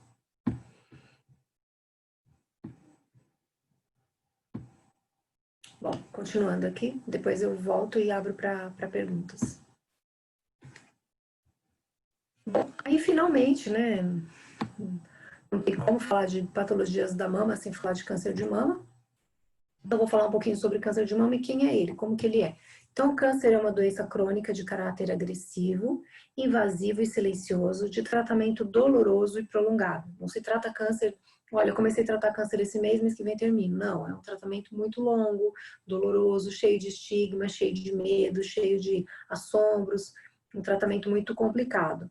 Tá? E também personalizado, porque cada pessoa tem um tratamento específico de acordo com suas condições, sua idade, seu corpo, seu sistema imunológico, seu tipo de câncer, o momento em que ele foi diagnosticado, enfim, uma porção de fatores influenciam.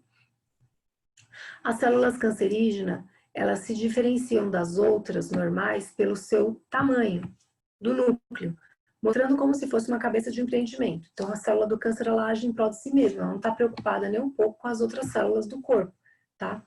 Seu crescimento é rápido, multiplicando-se em prol de si mesmo, sem harmonia com as outras, e ela, dentro dela, contém informações precisas para o seu complicado funcionamento, tá? As células tendem a se multiplicar, enfim, e crescer em prol de si mesmo, né? Como já falei.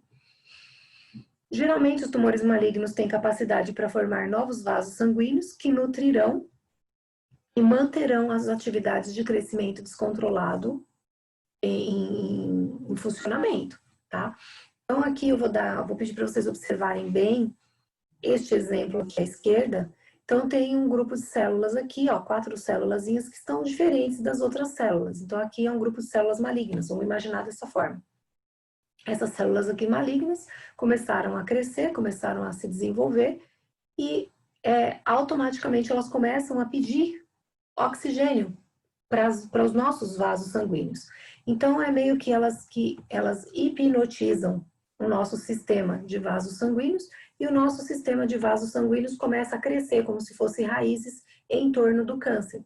Então, ele vai, quando ele começa a crescer em torno do câncer, o câncer começa a soltar células dentro desses vasos e aí é o momento em que o câncer sai do órgão que ele está em origem e vai se instalar em outro órgão. Nesse segundo desenho aqui, vocês conseguem entender bem essa parte. Então, aqui começou a crescer um espessamento de células, né? Uma lesão, um tumor com características malignas, um câncer, e aí ele hipnotizou o nosso sistema vascular. O nosso sistema vascular começou a crescer vasos sanguíneos ao redor desse tumor e ele começou a jogar células dele dentro dos vasos sanguíneos e essas células vão navegando no nosso corpo inteiro, tá? E aí, quando essas células elas caem na nossa corrente sanguínea, como vocês estão vendo no desenho bem aqui embaixo, o nosso sistema linfático, o nosso sistema imunológico, nosso sistema imunológico, através do sistema linfático, os linfócitos, macrófagos, todas aquelas células de defesa começam então a tentar matar essas células do câncer. Tá? Não pensem que é tudo livre, com vaselina, fácil, tobogã, não é tão difícil, não é tão fácil assim. O nosso corpo ele tem barreiras naturais que tentam impedir a proliferação, a instalação, a proliferação, o crescimento e disseminação do câncer. Só que o que acontece? Que as pessoas acabam tendo cânceres muito, muito agressivos. Quando todo esse sistema falha, é aí que a doença toma conta dessas pessoas. Por isso que nós estamos vendo aí pessoas que morrem de Covid, né, um exemplo que eu vou dar da doença da moda, morrem de Covid, outros ficam em casa, o outro fica internado, mas depois consegue sair, outros nem fala, olha, tossi 2 vezes, mas... Então, isso depende do sistema imunológico de cada pessoa também, tá? Influencia bastante, que são nossos sistemas de defesa, que eu vou mostrar um pouquinho mais daqui a pouco. Então, as células do câncer adquirem capacidade de se desprender do tumor e de migrar. Então, aqui vocês estão vendo elas saindo, né, do tumor, escorregando ali no tobogã, e caindo na corrente sanguínea, tá? Invadem os tecidos vizinhos, podendo chegar ao interior de um vaso sanguíneo ou um vaso linfático e daí então disseminar-se para órgãos distantes, tá? Formando o que a gente chama de metástase. O tamanho do tumor não influencia muito na agressividade dele, então o tumor pode ser pequeno e já pode ter saído, o tumor pode ser grande e ainda pode não ter saído, tá? Embora, é claro que é menos frequente um tumor grande não sair. É mais frequente o tumor grande já ter saído do órgão em origem, tá bom? Aqui é um exemplo de um câncer de mama, onde aqui, ó, câncer de mama, na tomografia dá para ver, embora a tomografia não seja para ver câncer de mama, o que está se pesquisando aqui é a possibilidade de metástase, e aí nós estamos vendo aqui 2 metástases de câncer de mama dentro do pulmão da paciente. Então, os órgãos que o câncer de mama costumam ir, quando saem da mama, é fígado, cérebro, ossos e pulmão. E, normalmente, pele e sistema linfático também, tá? Dependendo do tipo do tumor, dão metástase rápido e precocemente. Outros lentamente e alguns não fazem, mas isso depende de cada tipo de tumor mesmo, tá? As células cancerosas são menos especializadas do que as células do nosso corpo. E por isso, ao invadir os tecidos e começarem a substituir as células normais, o tecido começa a perder as suas funções, debilitando o órgão e tornando susceptível a infecções. Então, por exemplo, as células do pulmão, gente, elas sabem fazer algo chamado hematose. Hematose quer dizer troca gasosa. Então, eu respiro Então, entra o ar, o meu pulmão vai lá, faz as trocas gasosas através dos alvéolos e automaticamente esse oxigênio vai para a minha corrente sanguínea, tá? É algo vital. Comida, água, é vital também. Mas eu consigo ficar 2 dias sem comer, sei lá, 1 dia sem tomar água? Consigo. Eu tenho um reservatório de energia, de água, de gordura, de proteína no meu corpo, mas eu não tenho reservatório de oxigênio. Qualquer pessoa que parar de respirar, ela morre. Então, o oxigênio ele é extremamente vital, o pulmão é um órgão extremamente vital. A partir do momento que células cancerígenas começam a invadir o pulmão, as células cancerígenas não sabem fazer troca gasosa. Então, qualquer célula cancerígena dentro de um pulmão vai levar esse paciente a óbito se não for tratado. Por quê? Porque essa célula não sabe fazer o que o órgão sabe fazer.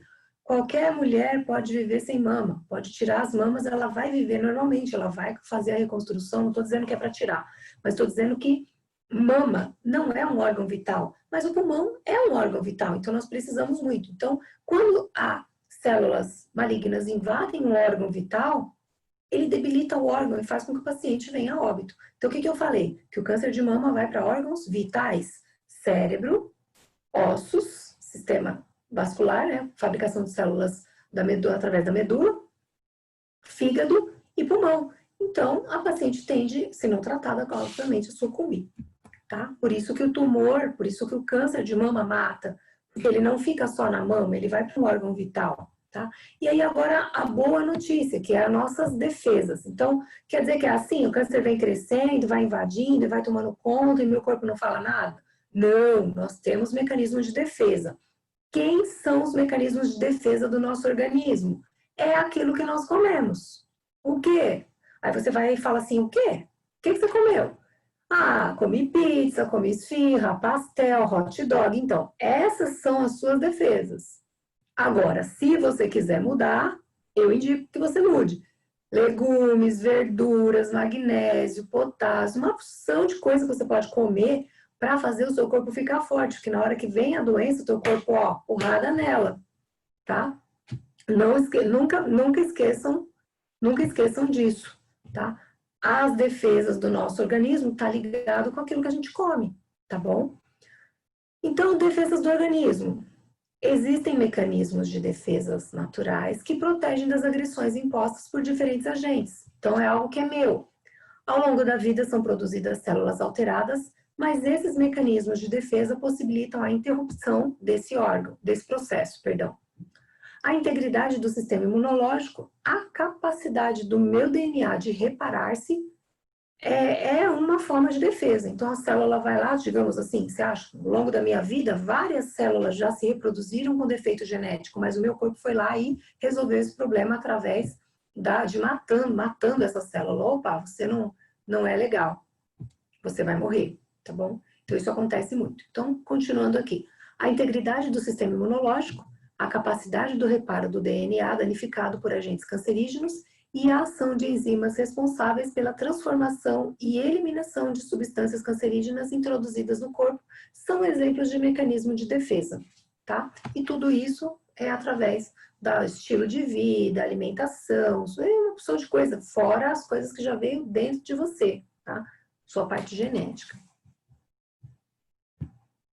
Todo mundo vai querer comer uma bacia de beterraba depois dessa aula. Ah, meu Deus, preciso ajudar meu corpo. Defesas do organismo.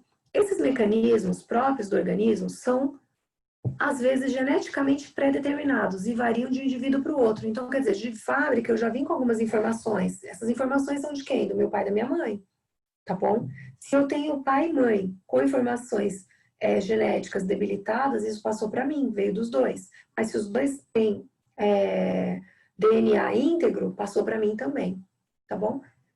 Esse fato explica a existência de vários casos de câncer na mesma família, e bem como o porquê de nem todo fumante desenvolver câncer de pulmão. Então, ele tem dentro dele mecanismos de defesa, tá? Isso não quer dizer que um dia não possa acontecer, mas ele demora mais do que outros. Então, é mais ou menos assim, vou dar um exemplo assim, bem básico para vocês entenderem. Uma pessoa pode fumar há 15 anos, desenvolver um câncer extremamente agressivo, e outra pode fumar 30 anos e não desenvolver porque talvez se ela fumasse por 40 anos, ela desenvolveria, tá? Não quer dizer que nunca vá desenvolver. Bom, aí aqui nós vamos falar um pouquinho sobre as alterações celulares que originam um câncer dentro da mama. Então, logo em um dos primeiros slides, eu mostrei para vocês os ductos e falei da finalidade desses ductos. Tá? Então, os ductos, eles têm a finalidade de conduzir o leite para o meio externo, tá bom? Então, aqui, essa rodela aqui é como se fosse um ducto cortado pela metade. Então, vou até pegar minha garrafa aqui para vocês entenderem, tá? Só para vocês entenderem. Então, um ducto tá aqui. Um ducto, né? Tem a finalidade de quê? De produzir o leite, né? De conduzir o leite. Foi produzido aqui no lobo e o ducto, ele vai levar o leite para o meio externo. Então, esse desenho aqui é como se eu estivesse vendo o ducto assim, ó, cortado, tá bom? Então tá aqui, ó, ducto normal, ele tem uma parede de células, olha lá, ó, todas enfileiradinhas, todas arrumadinhas, todas organizadinhas, tá bom? E aqui, nessa segunda imagem aqui, nós temos uma hiperplasia ductal. Então, quando eu falo plasia, a formação celular. Então, hiperplasia já é uma nova formação de células dentro da parede do ducto, tá bom? Então, aqui nós já temos uma hiperplasia intraductal. Uma nova camada de células, já não é, isso aqui não é normal, isso aqui já é uma doença, mas é uma doença benigna, uma alteração celular só. É uma hiperplasia, tá? Começou a crescer uma camada de células a mais dentro do ducto, faria com que ele se entupisse. Já aqui, nesse desenho aqui do meio, é uma hiperplasia ductal atípica, ou seja, já não é igual ao anterior, ele mudou o formato dele, tá? Então, a célula já mudou o formato, então aqui já mudou um pouquinho, tá? Então, a hiperplasia ductal atípica, a célula já não é igual à da parede do ducto, ela teve uma primeira mutação, ela teve uma primeira, ela alterou o seu formato, ela alterou o seu DNA. A quarta imagem, nós já temos um carcinoma ductal in situ. Opa, aqui já sofreu uma nova mutação e aqui a gente já está de cara com um câncer. Só que esse câncer, ele está dentro do ducto, tá bom? Então, esse câncer, ele está dentro do ducto, ele ainda não saiu, então a gente chama de carcinoma ductal in situ. In situ é porque está lá dentro, tá bom? A última imagem é um carcinoma ductal invasor. Por quê? Porque ele já extravasou uma das camadas do ducto e saiu, tá bom? Aí é o carcinoma ductal invasor. Agora vocês entenderam quem é que é mais agressivo. Então você vê que é um processo. Não é assim da noite pro dia, o paciente, então o carcinoma ductal é invasivo, vai morrer. Não, foi um processo. Então, se essa paciente não teve um diagnóstico antes, ou é porque ela não foi ao médico, ou porque ela não fez o exame, ou porque alguém laudou errado, ou porque alguém fez o exame errado, ou porque trocaram o exame, uma opção de coisa. A paciente nunca veio, nunca procurou tratamento. Então, assim, quando a gente pega um estágio de câncer muito avançado, normalmente alguém comeu bola, tá? Ou foi a paciente que negligenciou a saúde dela, muitas situações dessas, né? E até aproveito para dizer que, infelizmente, em decorrência do Covid, nós estamos há cerca de 4 meses trabalhando em velocidade reduzida, eu diria, né? Por exemplo, em uma das empresas que eu trabalho, uma das unidades, nós atendíamos de 110 a 120 pacientes na mamografia por dia.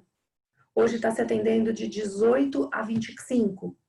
Então, vocês têm uma noção da quantidade de mulheres que estão sem diagnóstico de câncer de mama. É muita gente. Então, assim, estima-se que cerca de... eu vi uma reportagem no mês de junho, no comecinho de junho, que eles estimavam que março, abril e maio, parado de diagnóstico, já impactaria em mais de 40 milhões de pessoas com câncer que não receberam o diagnóstico. Então, daqui por diante, gente, que é pessoas que são da radiologia, tenham muita garra para estudar. Porque quando essa demanda que está represada começar a precisar de ser atendida, eles vão precisar de mão de obra, vão precisar de profissional, vão precisar de gente qualificada para trabalhar. E, em decorrência do Covid, o que aconteceu? Principalmente aqui em São Paulo, que é muita gente. Os cursos que antes era EAD, que o pessoal falava, é o EAD, agora já não. O curso EAD agora virou popstar. Então, caiu o preço, está mais valorizado. Então, é importante, se vocês quiserem fazer, aproveitem o tempo que vocês estão um pouco mais reclusos para se qualificar. Deixe esse currículo gordinho, deixa esse currículo atraente, porque quando soltar, quando abrir a porteira para poder contratar, eles vão precisar de pessoas qualificadas. E quem tiver mais curso, já está com o currículo na frente, tá? Eu sempre dou essa dica para meus alunos. Tenta ter no seu currículo a maior parte de cursos que vocês puderem. Faz mamo, faz raio-x, faz exame contrastado, faz tomografia, tenha pelo menos noções básicas. Porque aí você chega na empresa e fala assim, olha, me dá uma semana que eu aprendo. Vai lá e treina, você vai conseguir. Né? Tem sempre que ter isso dentro de você. Eu vou conseguir. Isso para quem não está na área ainda, né? Talvez tenha aqui alguns alunos e tal, mas enfim. Aproveitem o tempo, né? Vamos aproveitar o tempo, é isso que eu quero dizer. Tipos de câncer de mama. Não posso falar de todos, que existem mais de 15 tipos, mas vou citar alguns aqui que são mais fáceis para a gente poder aprender e mais comum. Então, o câncer de mama, o carcinoma ductal, é responsável por cerca de 87% dos tipos de câncer. Então, é o mais comum nas mamas, tá? O câncer ocorre quando as células passam a se dividir e se reproduzir muito rápido e de forma desordenada. A maioria dos cânceres de mama acomete as células dos ductos, por isso o câncer mais comum se chama carcinoma ductal. Tá? E aí, né, falar assim, mas onde que é? Revisando aqui a anatomia de novo, para quem chegou atrasado, para quem estava no parquinho enquanto eu estava falando. Então tá aqui o ducto, ó. Lá na pontinha do ducto tem os lóbulos, que é responsável pela produção do leite. Então os lóbulos vão secretando leite para os ductos e os ductos vão colocando esse leite para fora através da sucção do neonato. Tá? Então, o carcinoma ductal in situ é quando a célula se divide de forma irregular e está dentro da parede do ducto. E o carcinoma ductal invasor é quando ele explode essa camada do ducto e sai. Tá? Ele extravasa, tá bom? Então, esse é o invasor, o invasivo.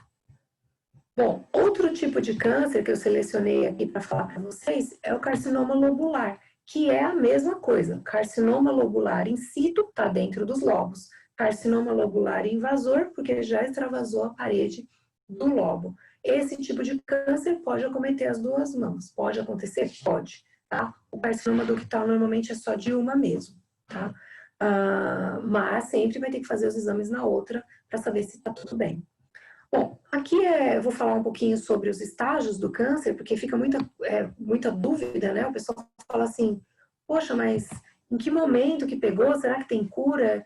E o câncer de mama, gente, tem cura sim, tá? O câncer de mama tem cura, vários tipos de câncer tem cura sim.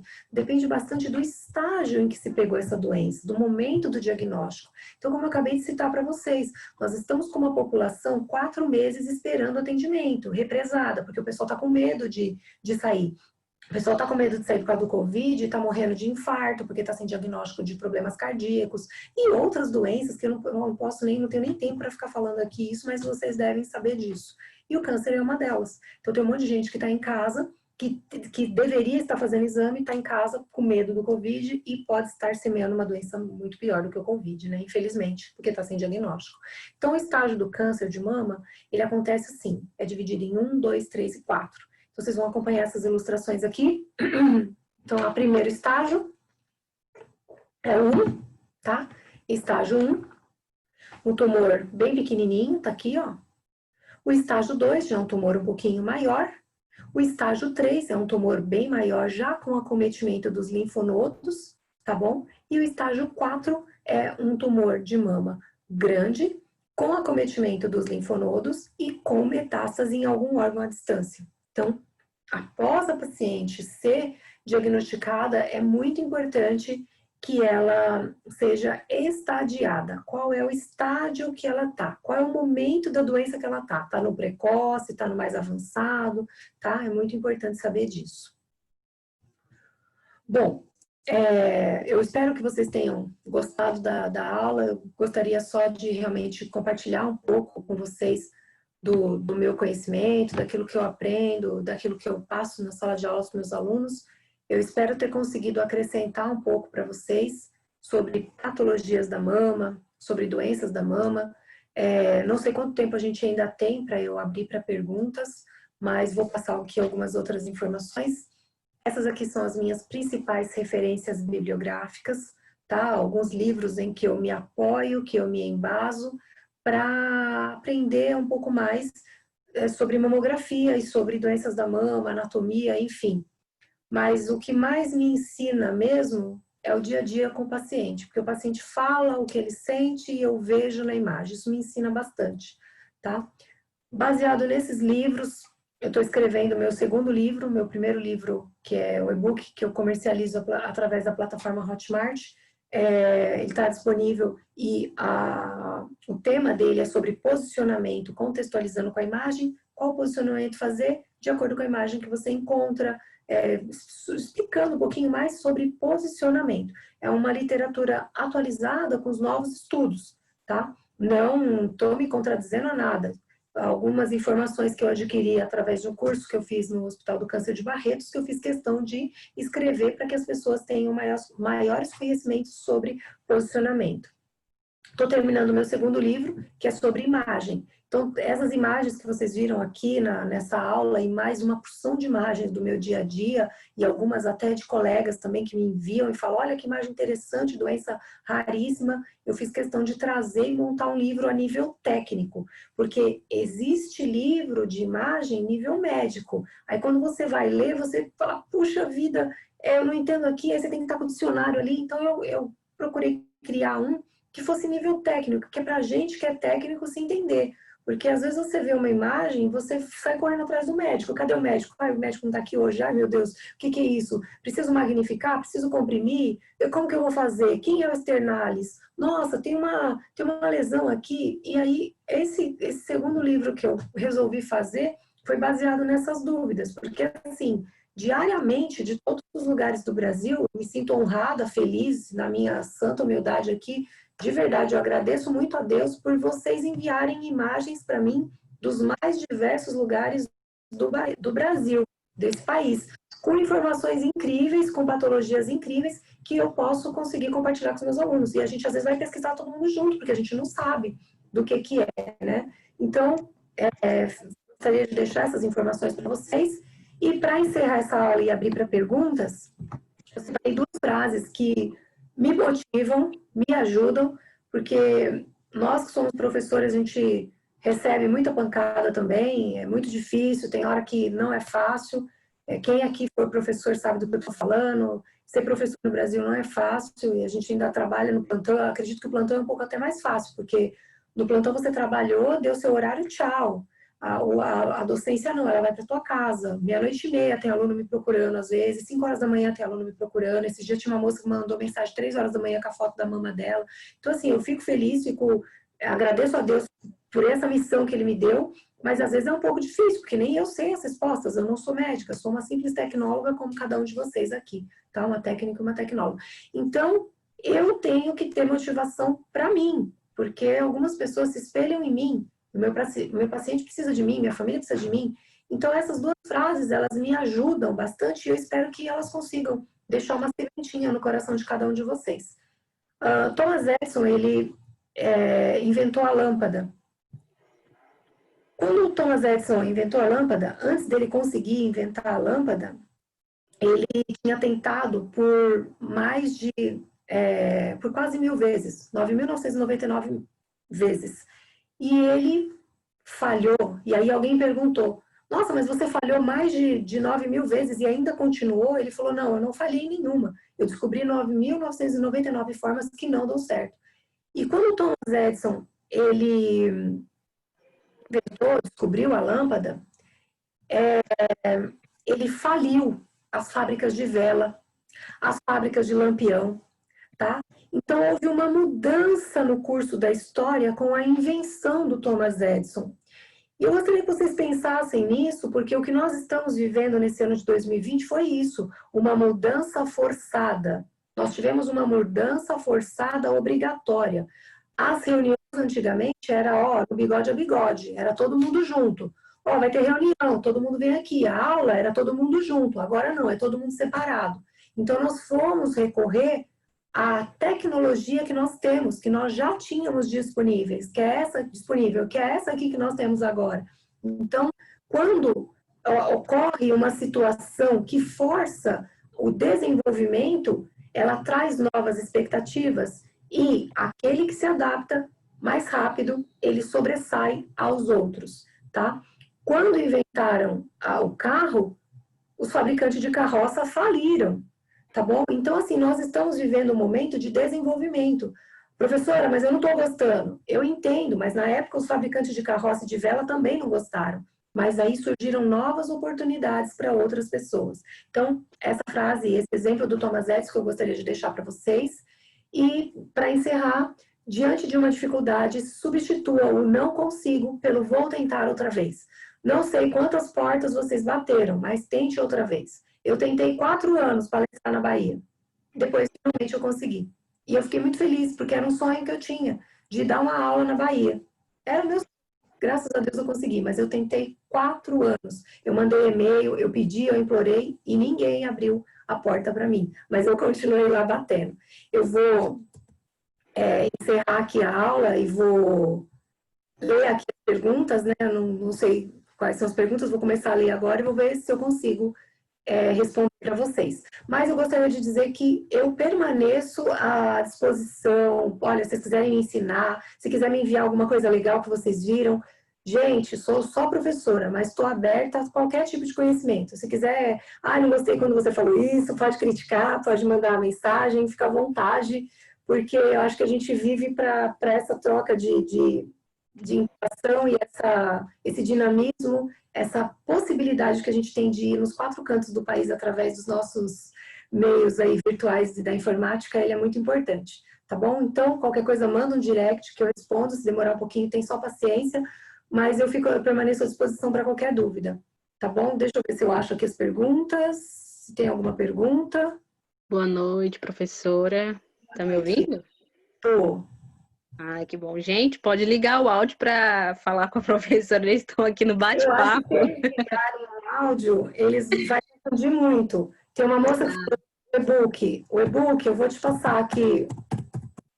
Eles querem já saber aonde adquirir o e-book. Tem a plataforma Hotmart, que é aqui venda direta, né, da Hotmart. O segundo e-book eu vou lançar no final do mês, porque realmente ele está um pouquinho atrasado mesmo. Já era para ter lançado, mas infelizmente é muita imagem. E o que acontece comigo, gente, para falar a verdade, é o seguinte: eu estou lá fazendo uma imagem, aí é uma imagem interessante. Eu falar, essa aqui eu tenho que pôr no e-book.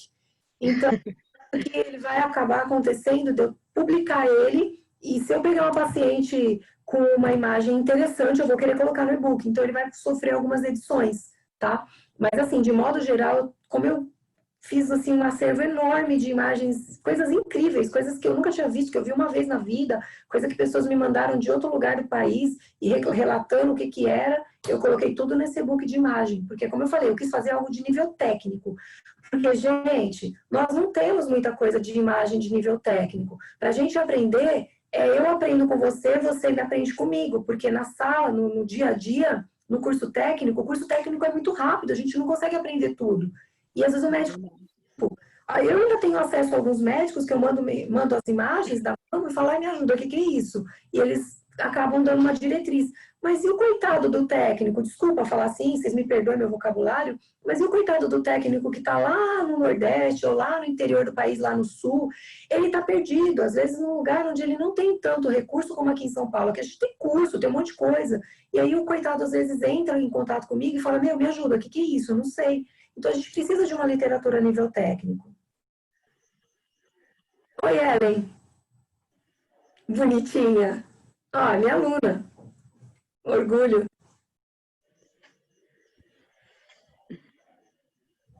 Deixa eu ver se eu consigo ver as perguntas, porque, gente, acho que passou muito rápido, eu não consegui ver aqui. O tempo passou assim, com a rapidez. Eu falo muito rápido ainda por cima, né? Não, mas foi ótimo. Acho que A o Dani aqui está conteúdo. perguntando onde pode comprar esses livros. Deixa eu mostrar alguns, deixa eu ver.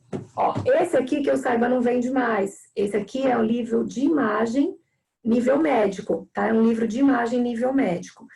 Até as imagens são convencionais. Eu acho que ele já você não encontra mais. Talvez você consiga encontrar em sebo, tá? Esse aqui do Renato de Mestem sobre artefatos, você consegue encontrar. Se você colocar Elisângela Senra, artefatos em mamografia no Google, vocês vão ver os meus artigos que eu publiquei sobre artefatos. Você consegue ter uma síntese desse livro baseado na modernidade de agora, tá? Esse outro da minha professora Aymar, que é o Guia Prático de Posicionamento, tá? Então, você também consegue comprar. Deixa eu ver o que mais aqui. Tem alguns outros que... eu vou mostrar um para vocês. Esse aqui, gente, que está na foto ali, é o que nós ganhamos quando nós fizemos o curso de Barretos. Eu gosto de mostrar em todas as lives, eu sempre mostro, porque é excelente. Esse livro aqui, ele não está à venda, não tem como, a gente só adquire quando faz o curso lá mesmo, e eles falaram que foi o último, o último acervo que eles tinham. Esse livro aqui, ele foi desenvolvido lá na Holanda, foi traduzido e veio para o Brasil somente mesmo, né? Claro, foi feito aqui, traduzido aqui, mas ele foi fornecido somente para o pessoal que fez o curso, tá? Do Hospital do Câncer de Barretos. Aqui, eles têm novos protocolos de posicionamento, inspirado no modelo da Holanda. Então, eu procurei me inspirar nesse aqui para fazer o e-book de posicionamento, porque eu achei que é o mais atualizado relacionado a posicionamento de mama. Tá bom? Eu particularmente gostei bastante do curso, gostei do livro, e não tem como reproduzir, não tem. Então, você pode tirar cópia? Pode vir aqui em casa que eu te interesso para tirar cópia, não tem problema nenhum, mas eu não posso fazer um plágio dele. Então, eu tirei algumas informações daqui, fiz as imagens tomográficas das minhas pacientes e coloquei no meu e-book. Que aí pode, tá? Mas, claro que não é uma réplica disso aqui, tá, gente? Mas é só inspirado nesse livro mesmo. Mas, infelizmente, não tem como comercializar mais, uma grande pena. Tá? Deixa eu ver se tem mais alguma pergunta aqui. Gente, vamos abrir aqui o vídeo para a gente fazer uma foto bem bonita de todo mundo que está participando. Obrigada, Juliana Cássio falou que gostou do método de explicar. Obrigada. Aqui algumas pessoas falando que o áudio estava travando. Olha, já acharam até o e-book aqui, já postaram nos bate-papo.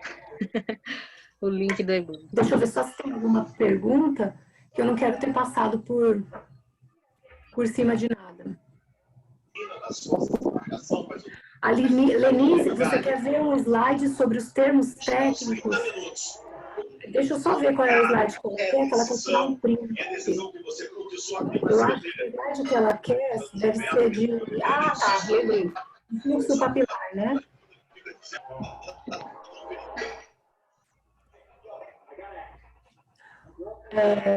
Eu posso até te...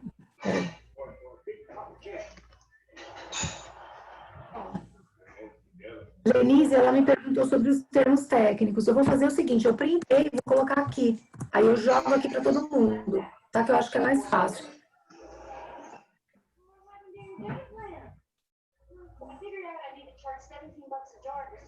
Deixa eu ver. Bom, sobre os slides. Então, Jaqueline, algumas dessas imagens eu tenho direitos autorais, então eu respondo judicialmente, falando assim, eu posso passar na íntegra. Tem alguns que eu tenho a assinatura do paciente, eu posso mostrar, mas eu não posso passar. Mas na minha comunidade, no Facebook, Mamografia em ênfase, você tem todas essas imagens, tá? Quer dizer, não todas, aquelas que eu tenho direito de imagem eu posso pôr, tá? Então você tem acesso às imagens. Também na comunidade, apostilas, livros, com imagem. Então você consegue também pegar lá na comunidade, tá bom? Deixa eu ver se tem mais alguma pergunta. O que eu poderia fazer é tentar fazer uma síntese da parte teórica e passar para vocês. Aí eu posso disponibilizar, tá bom? Entre em contato comigo no direct, que aí eu consigo tentar fazer isso. Porque depois eu já pus até meu WhatsApp aqui, porque se você colocar meu nome no Google e colocar telefone, você vai pegar até o endereço da minha casa. Acho que até o tamanho da minha calcinha vocês descobrem. Também não é muito grande, né, gente? Sou pequenininha. Mas assim, tá tudo no Google já, né? O que eu penso, o que eu falo. Então, o pessoal fala, nossa, mas você coloca seu telefone. Eu coloco, porque se colocar meu nome, você vai ver, se você colocar meu nome completo no Google, vai vir um monte de folder dos meus eventos, que consequentemente é meu telefone. Então, se vocês precisarem de qualquer coisa, pode chamar. Eu só peço para ter um pouquinho de paciência, porque se eu estiver no plantão, demora para responder, tá bom? Mas tá aqui, aí se vocês quiserem depois, eu quero um print ou material, a parte teórica, eu posso passar para vocês, tá bom? Aí vocês só vão interagindo, que aí eu vou passando para vocês. Tem alguma pergunta? Vocês querem falar alguma coisa? Exatamente, Marcondes, o contraste usado para ver se tem dilatação ductal, obstrução, abaulamento do ducto, qualquer coisa assim. Se está com alguma deformação. Esse contraste é o mesmo que é usado no raio-x, não tem diferença nenhuma, tá bom? Gente, mais alguma pergunta?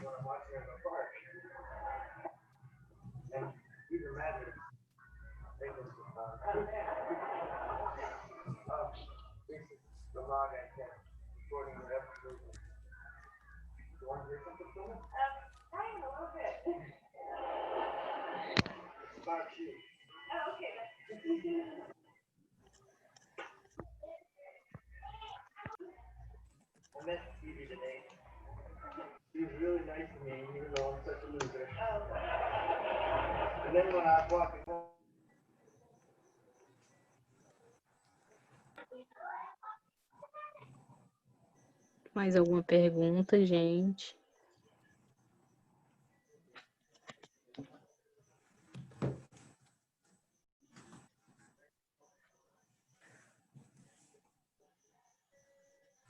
Contraste, Eliana está me perguntando se o contraste... Não, o contraste oral não, na mama não. Contraste da mama pode ser endovenoso, quando é uma mamografia com contraste no equipamento específico, e o contraste pode ser pelo ducto. Então, tem duas maneiras de fazer exames contrastados da mama.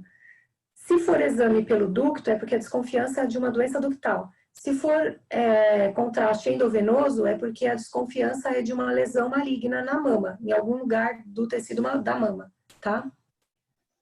Então, a oral não.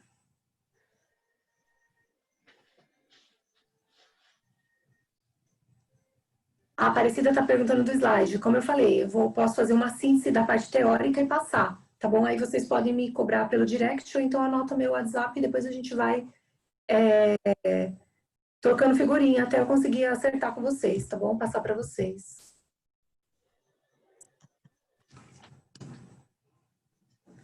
Acho que não tenho nenhuma pergunta. Se vocês quiserem tirar foto.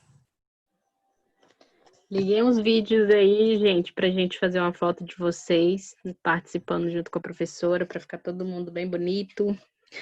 A Luciana, a do próximo, do e-book de imagem até o final do mês, com certeza. Mas assim que lançar, ou eu coloco no Instagram, ou eu coloco na comunidade no Face.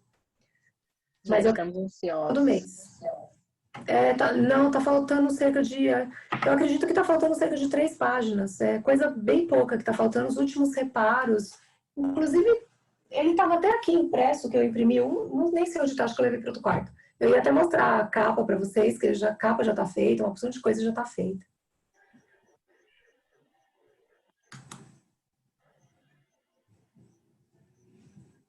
Pode, se você quiser quadricular a tela, pode quadricular.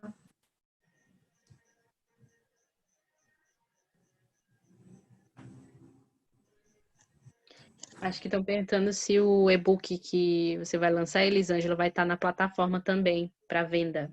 Na Hotmart? Isso. Então, provavelmente eu vou colocar na Hotmart. Isso. Vai ser na Hotmart. Porque o outro já tá na Hotmart.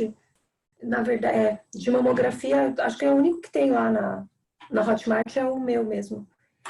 Eu tô para lançar uma aula de imagem. Já está montada também, só falta gravar, mas a pandemia acabou atrapalhando bastante. Certo.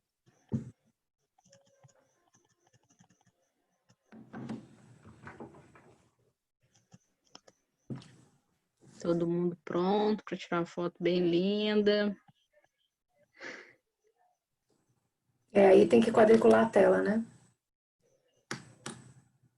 Vou dar o star, o ok aqui pra gente Pena que tirar. não cabe todo mundo. Mas pelo computador aqui dá pra gente printar, tirar foto da tela, aparece todo mundo que tá participando, fica mais fácil. Deixa eu ver se tá todo mundo ligado aqui.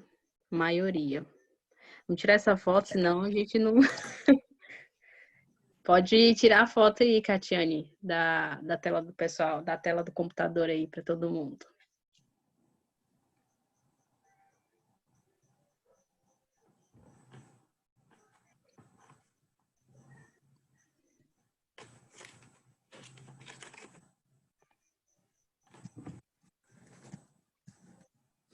Tá ok, gente, já tiramos a foto aqui. Acho que ficou Bom, top. obrigada, viu, pelo convite, obrigada pela participação de vocês, espero ter contribuído e seguimos aí juntos na nossa luta, né, da nossa área aí, contra as milhares de doenças que existem. Bom, Com certeza. vocês e tenham muita fé em Deus aí pra gente passar por isso. Amém. Logo, logo, breve estaremos todos de volta à normalidade, né? Nos eventos presenciais, podendo aprender, de certa forma, da forma normal que a gente já tinha um costume. Fé em Deus, essa situação breve vai Amém. se resolver. Professora, quero agradecer novamente a sua participação. Pelos comentários aqui no privado, no grupo, todo mundo está aqui em êxtase, elogiando muito pela apresentação, pela aula Deus maravilhosa, abençoe, obrigada. pelo conteúdo muito rico de informações. Depois vou lhe passar um comentário de uma aluna aqui no PV, que até me emocionei aqui, ela comentando sobre a sua aula. Foi muito rica em informação. Acho que todo mundo está aqui. Excelente aula, muito boa. Colocando aqui Obrigada, no Deus abençoe. bate-papo. Muito, muito, muito obrigada. Gente, também quero agradecer a cada um que está participando também aqui conosco. Vocês, como ouvintes, né, e alunos aqui dentro também são fundamentais nesse processo de conhecimento. E a troca e a interação foi muito boa aqui de conhecimento. Obrigada. Vamos nos despedir, que já está no horário. A professora falou, deve ficar agora. Obrigada, gente. Boa noite. Espero que vocês possam evoluir cada vez mais, cada um de nós, né? E fazer Amém. não só na nossa casa, mas também com nossos pacientes, né? Fazer a diferença para nós mesmos, com o nosso paciente, porque o diagnóstico que você pode dar para um paciente pode fazer toda a diferença na vida dele. Né? E essa é a nossa função, né? Nossa função é essa. Tá bom? Obrigada. Com Deus. Até mais. Obrigada. Tchau, tchau, gente. Boa noite. Tchau.